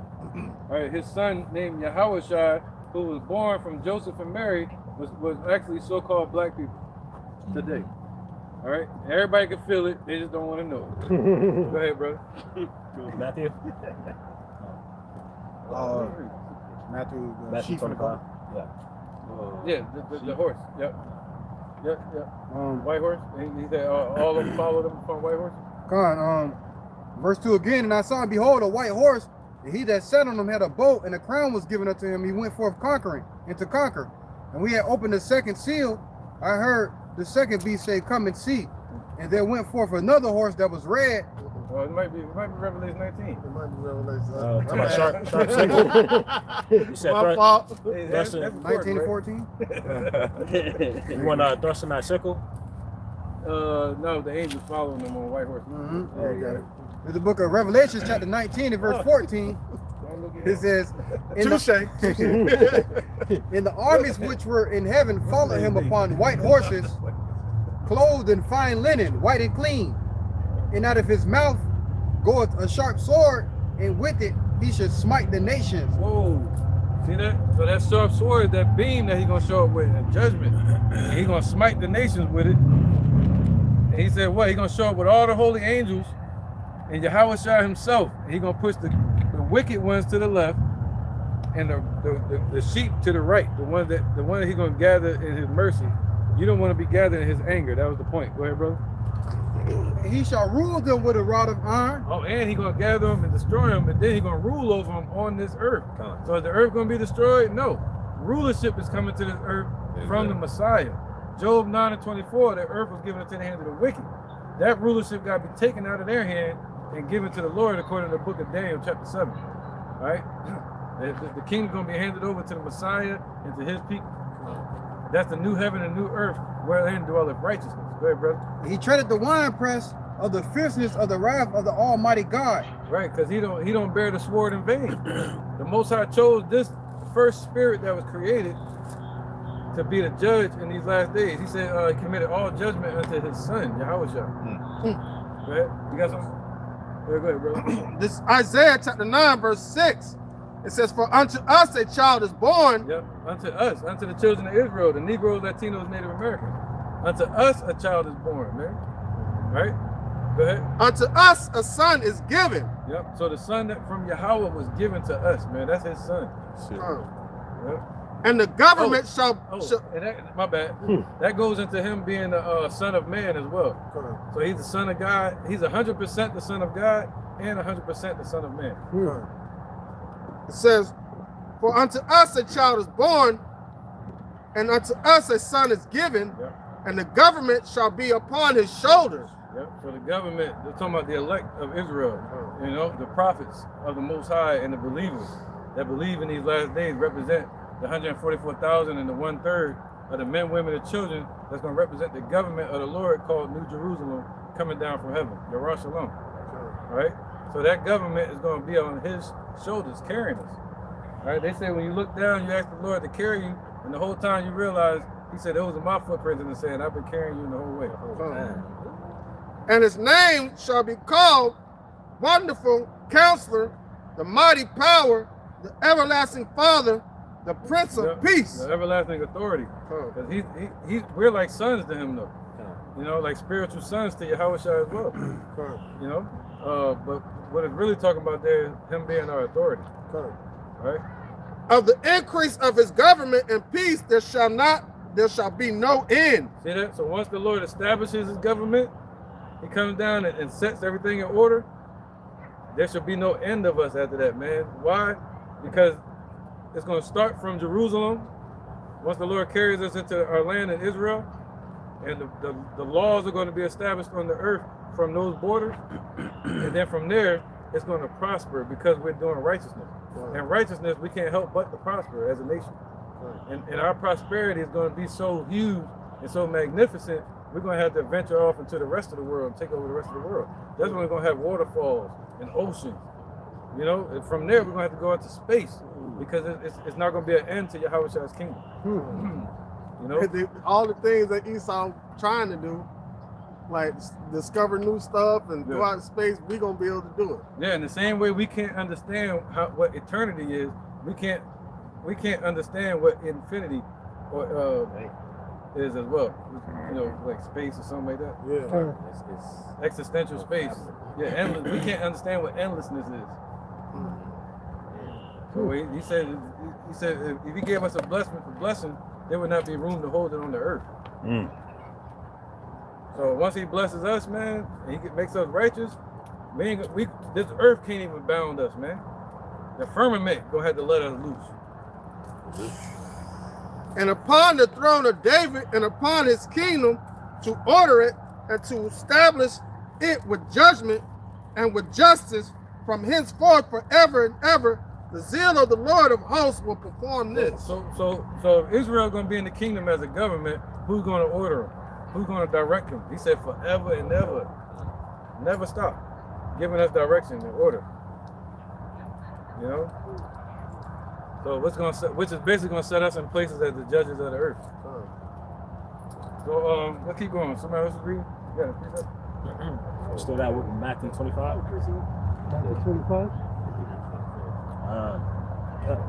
Sheep to the sheep to the right. Yeah, we didn't read that yet, did we? Bring that one. You got something too? This is the book of Matthew, chapter 25, verse 31. When the Son of Man shall come in his glory, and all the holy angels with him, then shall he sit upon the throne of his glory. Yeah. And we think he's right at the door right now. And his name is Yahushua. All right, they're lying saying something about 3-Eye Atlas. You might hear about this. All right, hey, even if it ain't 3-Eye Atlas, it's still a sign in the heavens. All right, but the same way he left is the same way he's gonna return in the chariot. What they call the clouds of heaven. Esau, what up? What up? Go ahead, man. It says, and before him shall be gathered all nations, and he shall separate them one from another. Right, so who's gonna do the separating? The Most High, Yahweh Shem Yahushai. And he's gonna send Yahushai, the one that bears the sword, the one that treadeth out the grapes alone. You know? Imagine that. They like, he didn't give this privilege to any other angels out in heaven. He's like, yeah, it's your turn. And he gonna set out to go conquer, man. Go ahead. And he shall separate them one from another. Right, man. He's gonna have sons of men, sons of God. He's gonna be separated once the 2/3 and 1/3, and you're gonna have the sons of man, which is these heathen nations. That's right, man. All right, go ahead. As a shepherd divideth his sheep from the goats. As the shepherd divided sheep from the goats, man. When you see a shepherd dealing with his sheep, they real strict about the marks, the sicknesses, you know, separating them, man. Separating their goats. That's why in Yahushua in the Old Testament, he would cause us to pass under the rod. That's what he means. And even in the kingdom, he's gonna cause us to pass under the rod. He's gonna put the laws in our inward part. He's gonna meet us in the wilderness, put crowns on our head. You see that? And we're gonna go around slaying 2/3 that don't want to listen. All right, so he's real strict. That's why he said, no stone shall go unturned. What that means is he's gonna look up under every damn stone. Searching for everything. You know, he's gonna search out wickedness till he find none. All right, go ahead, brother. And it says, and he shall set the sheep on his right hand, but the goats on the left. Then shall the king say unto them on his right hand, come ye blessed of my father, inherit the kingdom prepared for you from the foundation of the world. Right, man. 2 Ezra 9 and 4 real quick. Prepare for you from the foundations of the world. You know what I'm saying? Before, as it was being built, it was all like, yeah, y'all finna blah. Yeah, like he said, the stars and night was gonna be for the stars. You know, and for the moon, and the day was gonna be for the sun. He set us in order too. He said this for the night was gonna be the nocturnal animals and the wicked, and then for the morning was gonna be the sun. The elect, the children of Israel. This is second ep. So every time he made light, he made what's going to dwell in the light. When he made darkness, he made what's going to dwell in darkness. This is second Ezra chapter 9, verse 4. Then shalt thou well understand that the Most High spake of those things from the days that were before thee. Right, when we become men in the spirit, man, we begin to understand that the Lord spake of these things from the beginning. We know that now. We understand that. You know, people are like, oh, no, I don't know what you're talking about. How you know? No, we understand that this is prophecy. That's what prophecy means. When we see Russia talking about Mach 10 missiles in Cuba again, we know this is talking about prophecy, man. And we know that certain prophecies got to play out before those things get shot off. All right? They got to push the digital system first on the whole world, and then we're going to see World War III really kick off. according to prophecy, missiles like Terminator when Sarah Connor was burnt up. So that's judgment from God. He said he wasn't going to destroy the earth with water. He's going to destroy it with fire this time. Says, then shalt thou well understand that the Most High spake of those things from the days that were before thee. Yeah, even during the time of Noah, he spoke about it. He said he's going to destroy it with fire. He was still speaking about it then. Right, bro? Even from the beginning. Even from the beginning, man. For like as all that is made in the world hath the beginning and an end, and the end is manifest. There you go. See, the end got to be manifested, meaning divine intervention.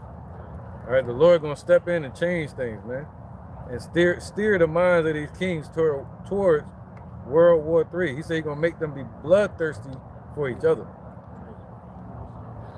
Just to back up that point, going all the way back to the beginning, this is Jude, verse 14. And Enoch also, the seventh from Adam, prophesied of these, saying, behold, the Lord Yahweh cometh with 10,000 of his saints to execute judgment upon all and to convince all that are ungodly among them of all their ungodly deeds, which they have ungodly committed, and of all their harsh speeches which ungodly sinners have spoken against him. So it said Adam prophesied that? No, it says going back to Enoch. Oh, dang. The seventh from Adam. Going all the way back there. If we were talking about Enoch the Lord, like, man, you too soon. Let me get you up out of here, man. you finna mix it up. You finna mess it up. He's messing up all right. Get him up out of here. It's supposed to be a surprise, brother. It's supposed to be a surprise, brother. Hey, it's 2006 BC. You all ready to talk about? Dang. That'll be 4.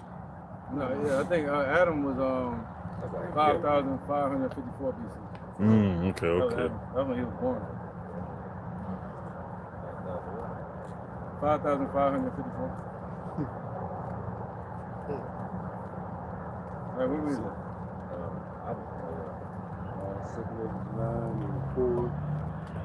Second is 9 and 4. What we done with that, red. bro? And what was after that? I don't know. I was holding Ezekiel 24. The heap on wood, kindle the fire, consume the flesh, spice it well. Let's get Luke 20. We started off with Luke 21. So we never bring it up. This is Luke chapter 21 and verse 25. Right. And there shall be signs in the sun, and in the moon, and in the stars, and upon the earth, distress of nations. Right, all this is accumulating all at once. You can feel it, man. That's why everybody talking about it. It's like there's a lot happening around the world, prophetically. You know what I mean? You get signs out in the heavens. All right, all kind of comets showing up, and whatever is out there, objects. I hate saying that name, but yeah, objects. You know, what we believe is chariots. Commotion upon the earth, wars and rumors of wars, threats from people like Russia. You got the economic crash. You know, so on and so on, man. Go ahead, brother. With perplexity, the sea and the waves roaring, men's hearts failing them for fear and for looking after those things which are coming on the earth. That's right, man. So even there, you say people gonna have heart attacks. That's true, but this is really prophetic of people giving up their plans. Just like the women, they say the ventures shall fail. All right, they're going to give all that up because when they see all this shit coming on the earth, everything that they had planned, they had hope for it, they're going to cast it away. Right? They're going to give up on it. That was it. For the powers of heaven shall be shaken. So the powers of heaven shall be shaken. What does that mean? This earth is going to be shaken to and fro, like it says it's going to reel to and fro. It's going to reel to and fro like a drunkard. All right, ain't talking about the people going to be shaken. You know, the powers of heaven, the ruler, Esau are going to be shaken. What it's talking about is the sun and the moon and the stars are going to feel the quake from the missile. That's how big this blast is going to be. 200 million warheads or whatever hitting this damn place, setting off all kind of nuclear,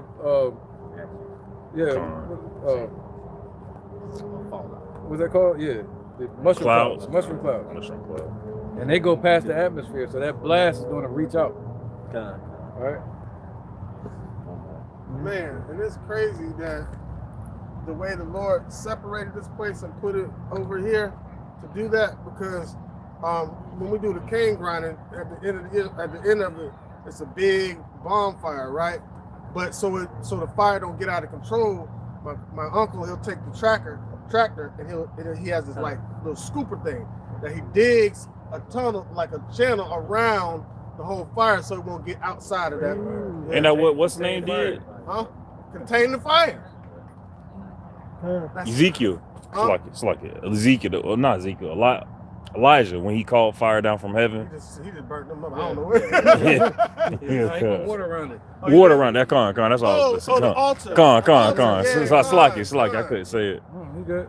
Yeah. Control fire. You're right, man. And the difference between the ditch is the water around this place.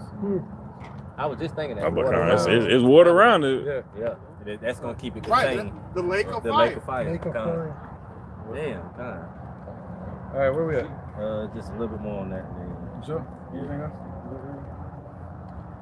Let's get a few more precepts, man. Let's get a few more. Why not? Let's go to Jeremiah 50 and 29. Jeremiah 50 and 14. What you want first? Let's go to Jeremiah 50 and 14 and all the way to 16. Jeremiah chapter 50, verse 14. It says, put yourselves in array against Babylon round about. All ye that bend the bow, shoot at her. Right, so who bending the bow now? Just last week, it wasn't Venezuela, but they are now. They bending the bow. Once Russia make that delivery, that special delivery, well, you can't say it was a delivery no more, did it? But once Russia make that delivery, you know. Oh, that's crazy, because October 29th, they sent, allegedly sent a shipment of missile defense systems to Venezuela. Now they actually sent, damn. Yeah. They making them a AFP, brother. So long. All right, now they making them a full player in the game, ain't they? Now they got a dog in the fight. They got a dog in the fight, literally. That dog got teeth. And they ain't scared. Big ones, man. All right. All ye that bend the bow, shoot at her. Spare no arrows. Yeah, so they're gonna be handing them off like hotcakes. And they're gonna be. You get a missile. You get a missile. Yeah, they're gonna dump them off like Oprah. For she have sinned against the Lord, Yahweh Bashim Yahushua. Right. Shout against her round about. My bad. So that's why it's gonna be a righteous judgment. Is the Lord just bullying, just destroying shit to destroy it? No, it's gonna be righteous. They have sinned against the Lord. All right, and that's just it. See, people, why he gonna destroy America? Why? It's a wicked place, man, and they're sinning against somebody. It's a trespass against someone, and that one is Yahweh. And how does he feel about it? You got a point? Yeah, just to add Yeah, on go to ahead. that. If the Lord destroyed Egypt, he got to destroy Babylon, man. Like, Yep, just like he did with ancient Babylon. Just like he did with us. Watch shit. Lord off, gotta get it. Gotta get it. Hey, no respect the person. No respect the person, man. No respect the person.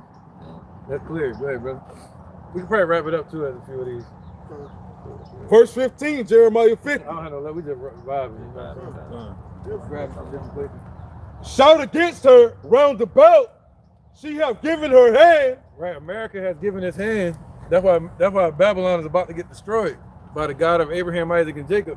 And the Negro, Latino, Native American man got to wake up to Yahweh. Go ahead. Her foundations are falling. Right, her foundations, everything that she was built up since her youth, is starting to break apart. You know, the robbing, stealing, and killing, unaliving, the bolstering of their democracy, their money, their allies, all that shit is falling apart. Their deception is falling apart. Her walls are thrown down. Yeah, so her defense is going to be thrown down at some point. All right, financially, militarily, and spiritually. We throwing that one down. For it is the vengeance of the Lord, Yahweh Ba'ashem Yahushua. Right, because why is this happening to this place? Because it's the vengeance of the Most High. Take vengeance upon her, and she have done, do unto her. Right, so that means double. What is this place known for? It's known as the hammer of the earth. So the Lord's saying, hammer this place. All right, hammer time. You can touch this. You can't. Yeah, and she caused fire to come down from heaven, putting fear into the nations. So the Lord's saying, do that to her now. Verse 16, Jeremiah 50. Cut off the sword from Babylon, and him that handleth the sickle in the time of harvest. Right, so that means no increase and nobody to help this place. All right, go ahead. So yeah, so they ain't gonna be increasing within this place, but it's gonna be a turmoil in and outside of the borders of this place. Just like it was with Rome, just like it was with Babylon, and just like it was with the Israelites. We had internal fighting, and then we fell from attacks from the outside. All right, so this place has internal fighting, civil war is coming, and it's gonna be attacked from the outside too. For fear of the oppressing sword, they shall turn every one to his people, and they shall flee every one to his own land. That's what we just read in Revelation 18. You ain't gonna have no help. So everybody that act like they're supporting this place and proxy allies, they all gonna run. They're gonna flee, and they ain't gonna have nobody to help them. All right. Yeah. So yeah, so the Lord is calling all that shit against this place, man. Look at look at this real quick. Run that. Let me get a couple more. Well, go to where you at? 16? Can you go to like 22. Yeah. It says this is Jeremiah 50 and 22. A sound of battle is in the land and of great destruction. Yeah, sound of battle is in this land, man, and of great destruction. That's why you hear them getting prepared for war. And I heard the Lord say, prepare war. And they're getting prepared for it. But at the same time, the Lord's saying, what? Sit down in the dust. There is no throne for you no more. What you fighting for? You're going to lose. Go ahead. Verse 23, Jeremiah 50. How is the hammer of the whole earth cut asunder and broken? How is Babylon become a desolation among the nations? I have laid a snare for thee. Right. So once that prophecy is finally manifested and the destruction is happening, and that's when this precept is going to play out. They're going to say, how did this happen? Revelation 18. How did American Babylon get destroyed so quickly? Right. What happened to it? But the Most High going to be speaking, saying, I'm the one that laid the snare, like Ron Isley did with R. Kelly. I'm the one that did this. He said, look at me. I did this to you. It says, I have laid a snare for thee, and thou art also taken, O Babylon, and thou wast not aware. Thou art found and also caught, right, because thou hast striven against the Lord. Yeah, so the Lord is searching out wickedness, and it's your time. It's like duck, goose. It's your time. The Lord like, all right, found out, searching out wickedness amongst my people. All right, now it's your turn. And the Lord like, hey, you've been found. Got you.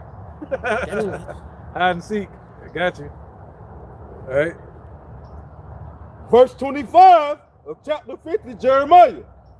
The Lord hath opened his armory and hath brought forth the weapons of his indignation. For this is the work of the Lord, Yahweh Ba'ashem Yahushua, God of hosts, and the land of the Chaldeans. There you go, man. All right, so let's get that. Ezekiel 21:9.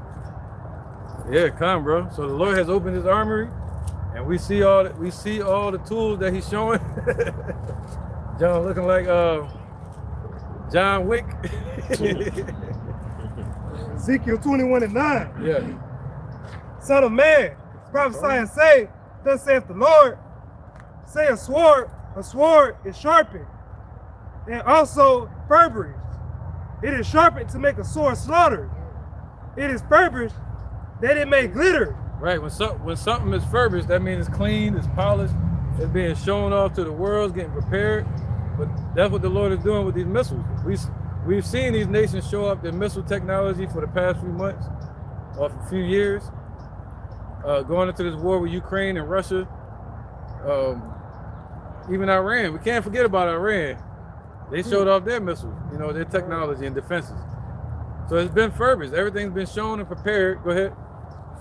Sure, we did make mirth. It could timid the rod of my son as every tree, and he hath given it to be furbished, that it may be handled. Right. So the Lord gave it to be furbished, not something to have fun with. He gave it to be handled, to be used. To be used by these nations, man. He gave it to Russia and them the technology when they figured it out in the 1950s. The same technology that Oppenheimer had or Einstein, the German Teamanites gave to America, they figured it out too. And now what? He said he gave it to them so they can handle it now. That's why you hear about Russia leaving Mach 10 missiles over there in Cuba, like it's nothing but candy, hot cakes. You got thousands and millions of them, right, brother? And it is furbished. It's like this short is serpent, and it is furbished to give it into the hand of the slayer. Whoa, so it's sharpened and furbished to give it into the hand of people like Russia and these other nations that the Lord is raising up to slay this place, man, and the people here. All right? You know, what did that go into? Somebody get that? Fanner. So, yeah, so he said he's going to give it into the hand of the slayers, man. This is Jeremiah chapter 51, verse 1. Thus saith the Lord, Yahweh Bashem Yahushua, behold, I will raise up against Babylon and against them that dwell in the midst of them that rise up against me a destroying wind. Right, so the Lord has raised up a destroying wind. What's that? Nuclear fallout, nuclear destruction that the Lord has, from the heavens, has commissioned to happen upon this earth. He said, not even a sparrow could fall on the ground without him saying so. You see that? So the Lord commissioned, the same way he commissioned the storms and the lightning and the rain to reach and touch this earth, he commissioned judgment to pour down like rain. Go ahead. Verse 2, it says, and I will send unto Babylon fanners that shall fan her and shall empty her land, for in the day of trouble they shall be against her round about. Right, so what did the Lord say? He had raised up the spirit of the Medes. He's the one that built up Russia and put their minds back into that old Soviet Union mindset. All right, and a desire to compete against America, against Babylon. All right, I missed something, my bad. Jeremiah 51, sending against Babylon fanners. Yeah, you're gonna send fanners. All right, so the Lord has created enemies for these last days to go against Babylon, man. When he thought he had all the friends in the world, it was like a harlot, a whore that had many lovers. But now those lovers are turned enemies to this place. Because the Most High controls the hearts of man, huh? I was saying Revelation 17. Yeah, come on, brother. So it's the Most High that controls the hearts of these nations and turn them against this place. And he has raised them up to fulfill the part of the scriptures where he said he's going to scatter these people like chaff. But before they turn to chaff, they got to be burned up. All right? The Lord got to burn them up first with them nukes. And then after that, they're going to be scattered from that blast, the winds. All right? So, any precepts? Yeah, go ahead, interjection here. Joel 3:2. I will also gather all nations and will bring them down into the valley of Jehoshaphat and will plead with them there for my people. Right, so he bringing them down. It started off over there, what we call the Middle East. That's where really the hotbed for war has really been kicking off since the Gulf Wars and such, man. All up until now. Go ahead. And for my heritage, Israel. And for his heritage, Israel. All right, so the Israelite is his heritage, not the whole world. He ain't dealing with the world. He's dealing with the nation of Israel, his bride. But not according to the PDF, Art. Whom they have scattered among the nations and parted my land. That's right, so whom they have scattered amongst the nations and parted his land, man. So they have scattered us, the Negroes, Latinos, Native Americans, man. and they parted our land. People like Bibi and them over there in our land, oppressing these nations, man, from our land, right? And they scattered our land. They even gave the land of the Philistines, Palestine, over to the Arabs. All right, but they scattered our land, man. Think about it. You know how beautiful that land is, Israel, Jerusalem. You know, they got little areas just like the topography. Huh? The topography and the geography of it and everything. You know, you know what I'm saying? Boroughs, different areas to go to, man. And they over there doing nothing but pure wickedness, man. Living it up. We paying taxes to them. You got all sorts of landscapes. They got all sorts of landscapes. You got a forest. You got some arid places. You got places that are like lush with vegetation that you can grow anything. You got the different topography, like the mountains and stuff. So you have, you know, areas that catch some snow. Also have areas that get a lot, you know, some rain, a lot of rain. So you got all different types of climate and weather over there. And the only thing they show us is the desert. Yeah. Just like they do in Africa. All they show us is It's a bunch of safari or they show jungle. the Sahara in Africa. Cedars of Lebanon. I mean, all right. They try to make America like the best land, but this is the worst. This is a desert, man. They got oil growing here, but they got a little bit of gold, a tiny bit of gold. Yeah, a little bit. No, America is the mirage. That's a mirage, man. All right. Where we at? Let me see. Just read Jeremiah 51. Right. Seeing families. Yeah, we did Ezekiel 21. Then I was reading Jeremiah 50. I stopped at verse 24. Lay the snare for thee. Thou art also taken. Yeah, come Pick up back at verse 25.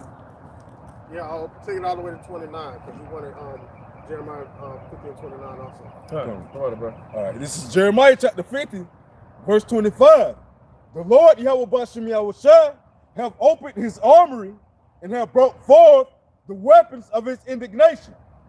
For this is the work of the Lord Yahweh Bashem Yahushua, God of hosts, in the land of the Chaldeans. See that? So isn't that amazing how the Lord said he brought forth Russia, Gog and Magog. He's gonna bring them forth, and he's saying he brought forth the weapons of his indignation. He has manifested it into the world. That's a miracle for him to have all this happen, man, and build up to this point to represent his wrath in his earth. All right, go ahead. Brought forth a sword and a physical person that to wield the sword. That's right, brother. Yep. Verse 26, Jeremiah 50. Come against her from the uttermost border, open her storehouses, cast her up as heat, and destroy her utterly. Let nothing of her be left. There you go. The Lord said, let nothing of this place be left, man. All right. So he said, come against her from the utmost borders. And that used to be just like Nineveh. That was Babylon's defense, America's defense, is the waters, the oceans. Nations being kilometers away. But now the Lord said, come against her from her borders. How are they going to do that? With missiles, with submarines, with satellites, with what's it called? Aircraft carriers. Mm-hmm. There's all kind of ways to reach the borders now. Than it was in during World War I and early World War II. Man, on even strong enough for it to go from their continent to all the way over here, straight from the missile silos, from the stone, those stone bows. God, man. So they got that power now. You know, not even Babylon, America has that ability to shoot from the soils of this place to there. They got to send ships over there or submarines to do it, or use one of their allies. You know. So let's get Isaiah 34. Did we get that? Isaiah 34 and 8. Oh, he already got that. 2 Peter 3 and 9. Well, I ain't get 34 8. I'm looking at 34 and 7. You told me to do for 34 to 34 4 and 7. Oh, yeah, come on, let's go to 8. All the way to 15. Oh, this is Isaiah chapter 34, verse 8. For it is the day of the Lord's vengeance and the year of recompense for the controversies of Zion. See, so when all hell break loose and the judgment comes, we know that it's the year of the Lord's recompense, when he's judging his people, judging this place for what they did to us in slavery and what they still do it to us to this day. All right. So what they did to us in slavery, people want to forget about. They even got something called wokeism, where they try to take it out of the books and out of the schools. But the Lord will never forget. All right. He said he changed not. All the way to what I said? 15. Oh, 15. This is Isaiah chapter 34, verse 9. And the streams thereof shall be turned into pitch. There you go. There goes your lake of fire. So the streams of this place, all the oceans and rivers in here, are going to be turned into nothing but boiling pits, man. All right, like lava pits. Go ahead, bro. In the dust thereof, it's a brimstone. So in the dust, it's going to be melted into brimstone. That's your lava. All right, that's why it's going to be called a lake of fire, surrounded by water. Okay, the Lord going to break down all the hard surfaces here and melt it down into hot lava, what he called brimstone. He said he's going to turn into streams. Go ahead. And the land thereof shall become burning pitch. See, and the land thereof, if you walking on the physical land, it's going to become burning pitch and melt down into that brimstone as well. All right, so there ain't going to be nowhere to run, nowhere to swim, and nowhere to hide. Verse 10, it shall not be quenched night nor day. Right, nobody's going to show up to put out the fire. Nobody's going to save this place. But it's not going to be quenched day or night. Go ahead. The smoke thereof shall go up forever. Right, so that forever just means far into the sky. All right. So what's that called? A mushroom cloud. If you're looking up at it, it's gonna seem like it's like, wow, that's forever. It's out there. And so that type of plume is not gonna go away in a day. Yes. That's gonna take years to dissipate. All right. That's called nuclear fallout. Yeah, there you go. All right, go ahead. From generation to generation, it shall lie waste. Yeah, from generation to generation. Why? Because the children of Israel are going to be ruling on this earth. There's still going to be life on the earth.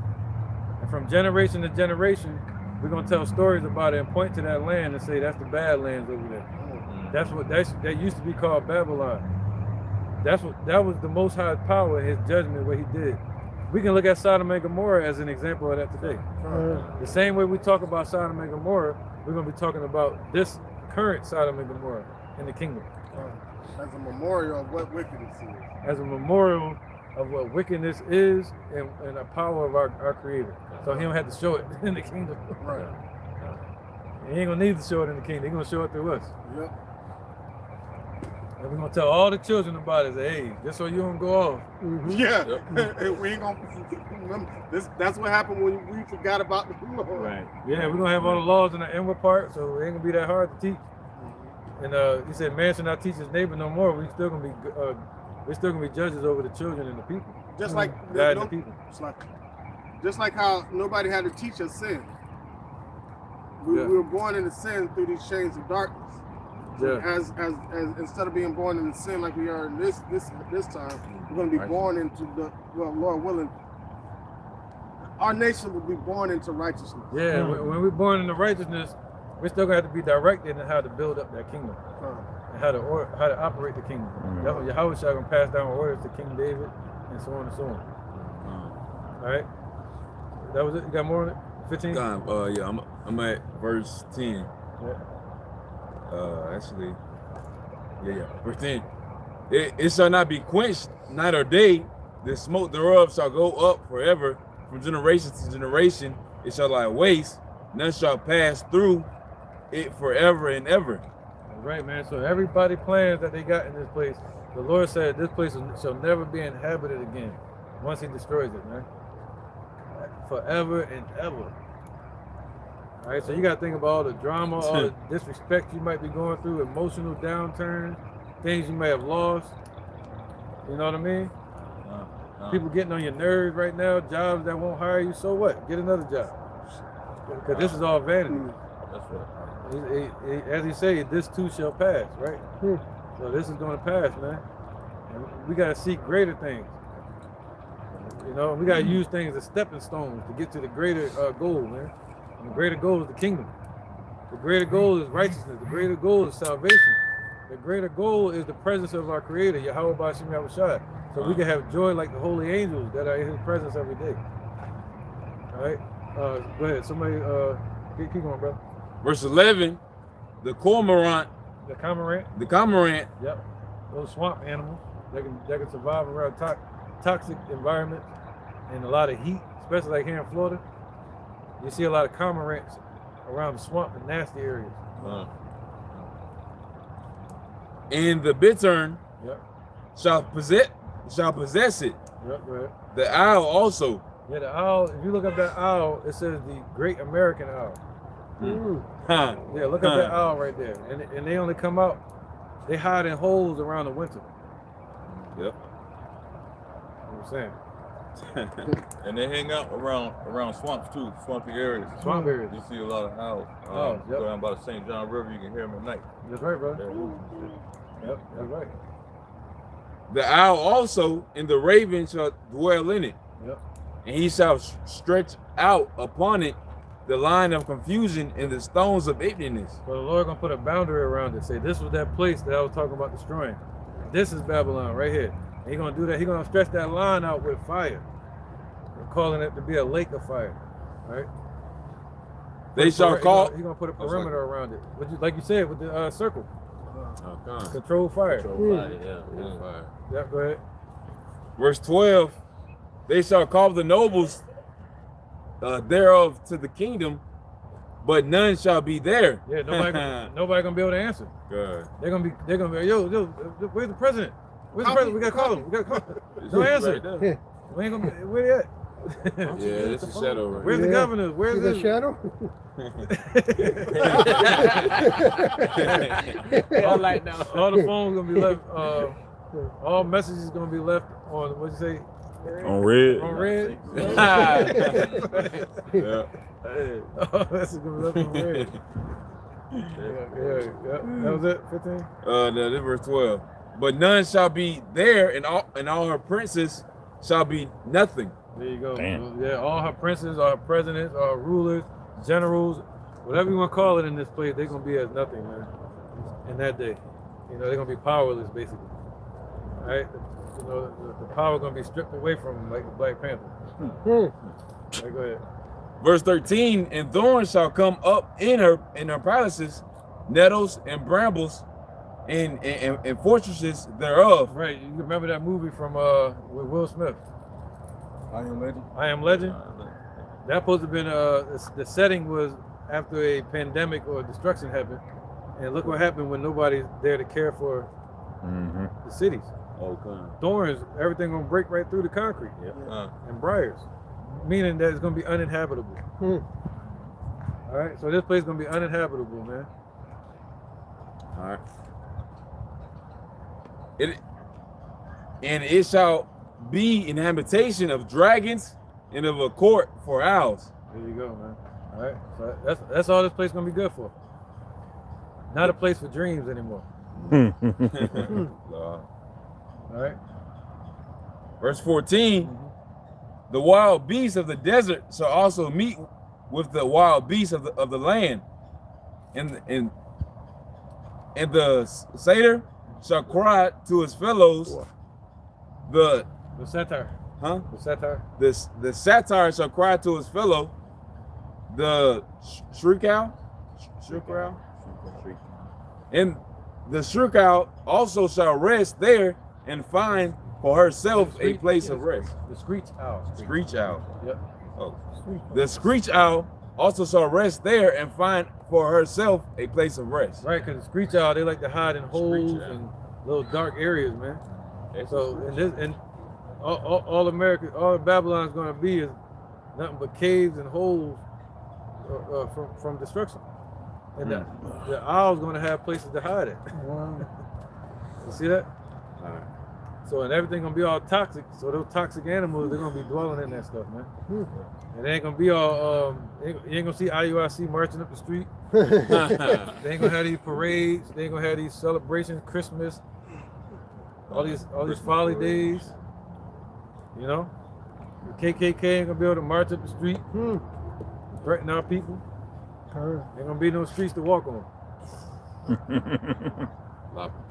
So, yeah, we probably can wrap it up, I guess.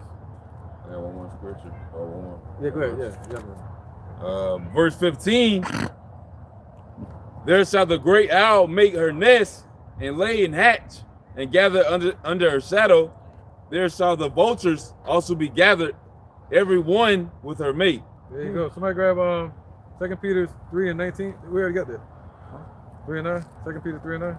This is 2 Peter chapter 3, verse 9, and it reads, the Lord is not slack concerning his promise, as some men count slackness, but is long suffering to usward, not willing that any should perish. Right. So why hasn't this come to pass yet? Why during the time of Isaiah asked the question like, yo, where are you, Lord? Where are you at? The God that brought down Egypt, the God that delivered us from Egypt, the God that had all this power. Where are you? Why aren't you not showing it? And Yahweh said to him, I'm right here. I can show it anytime I want. But he's not until this. So he gets the one that's going to praise him. And he told Isaiah he's going to make a separation from the ones that listen to him from the ones that don't. So he's doing the same thing today. The Lord changeth not. All right? So as he promised to Isaiah and to Abraham and to Yahushua, he's going to make that separation between the ones that don't listen to the ones that do listen to him. But he had to make a way for us to listen to him. Could we listen to him through the laws? No, we'll fall short of that. So he made a way for us to listen to him, and that way is called Yahushua. Right? Through the spirit of truth, we listen to him, and we follow his orders and commands to the best of our ability, which this burden is not heavy, it's actually light to come out and teach, man. And show a little act of courage and diligence. That's a light thing that the Lord called us to do. There was a video. He said, "It don't cost nothing to show a nigga some love, nigga."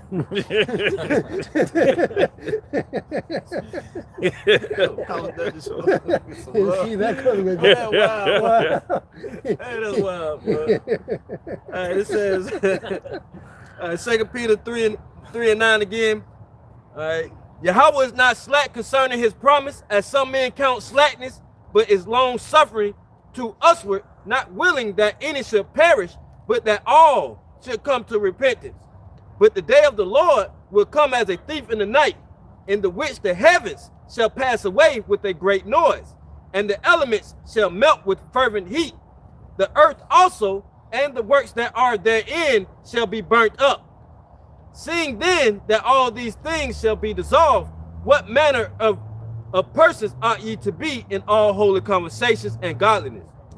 Come, man. All right, so yeah, man, we see these things happening afar off. We see the Lord's prophecies coming to pass. We see he basically let's get that faithful and true. Yeah.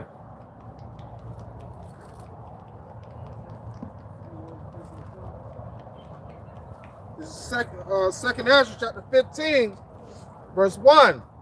It says, behold, speak thou in the ears of my people the words of prophecy, which I will put in thy mouth, saith the Lord, and cause them to be written in paper, for they are faithful and true. Come on, man. That's it, man. His words are faithful and true. And Habakkuk chapter 2 says what? The vision is yet for an appointed time, man. And it's true. We're seeing that it's true today. And that he's keeping his word. And this is Revelation 22:12. It says, and behold, I come quickly, and my reward is with me, to give every man according as his work shall be. So Esau's work is in transgression and iniquity, so they're going to get their reward for that, which is the destruction. 2/3 of our people that don't want to listen, they're going to get the reward for that, which is those missiles. All right? And Yahweh Ratazah, we're of that elect, the hopeful elect, and we'll receive mercy and salvation. All right? And because we got an inclination of it for the Lord giving us a warning, giving us a head start, man.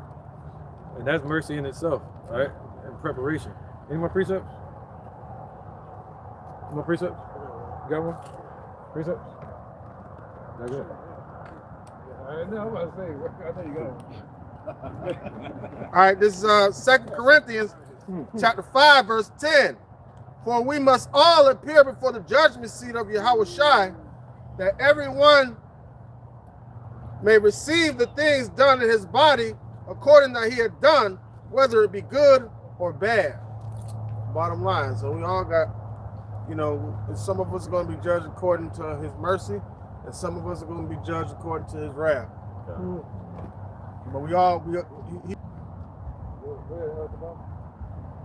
Matthew 7 and 19. Every tree that bringeth not forth good fruit is hewn down and cast into the fire. So if it works on of Yahweh Shemel Shai getting cast down into the fire, that destruction, that liquid fire that he's bringing to this place. So our word should be towards escaping the judgment, coming to this place, doing the things pleasing to Yahweh Shemel Shai. That's right, man. Yep. And this is how you do it right here. You know, just exhorting each other day by day. You know, it might be somebody that's falling weak or short, but don't be too hard on yourself. Get back up, keep pushing. Forgive yourself and the best you can, man, and move forward. Right? Unless you think that your mistake is too powerful for the Lord to forgive. You know? So you gotta get up and get back into the fight if you walked away. Right? And yeah, kind of get our house in order under Yahweh Shemel Shai. As we see these things approaching, like Putin, you know, with the Mach 10 missiles. That's a warning. One more? Yeah, go ahead. Matthew chapter 24, verse 42. Right, man. Watch therefore, for ye know not what hour Yahweh Shai do come. Right. No, nobody knows, not even Yahweh Shai, not even the angels. Right. Yep. Only the Father. Yep. Only the Father. Yep. The only thing he did is tell us, measure the time. That's it. So, with that, man, we're gonna end it, man. We can keep going, y'all, you know, but let's just take let's stop there. All right. So with that, we're gonna end it. We're gonna say call. Alayim. La. Yahweh. Ba'ashem. Yahushua.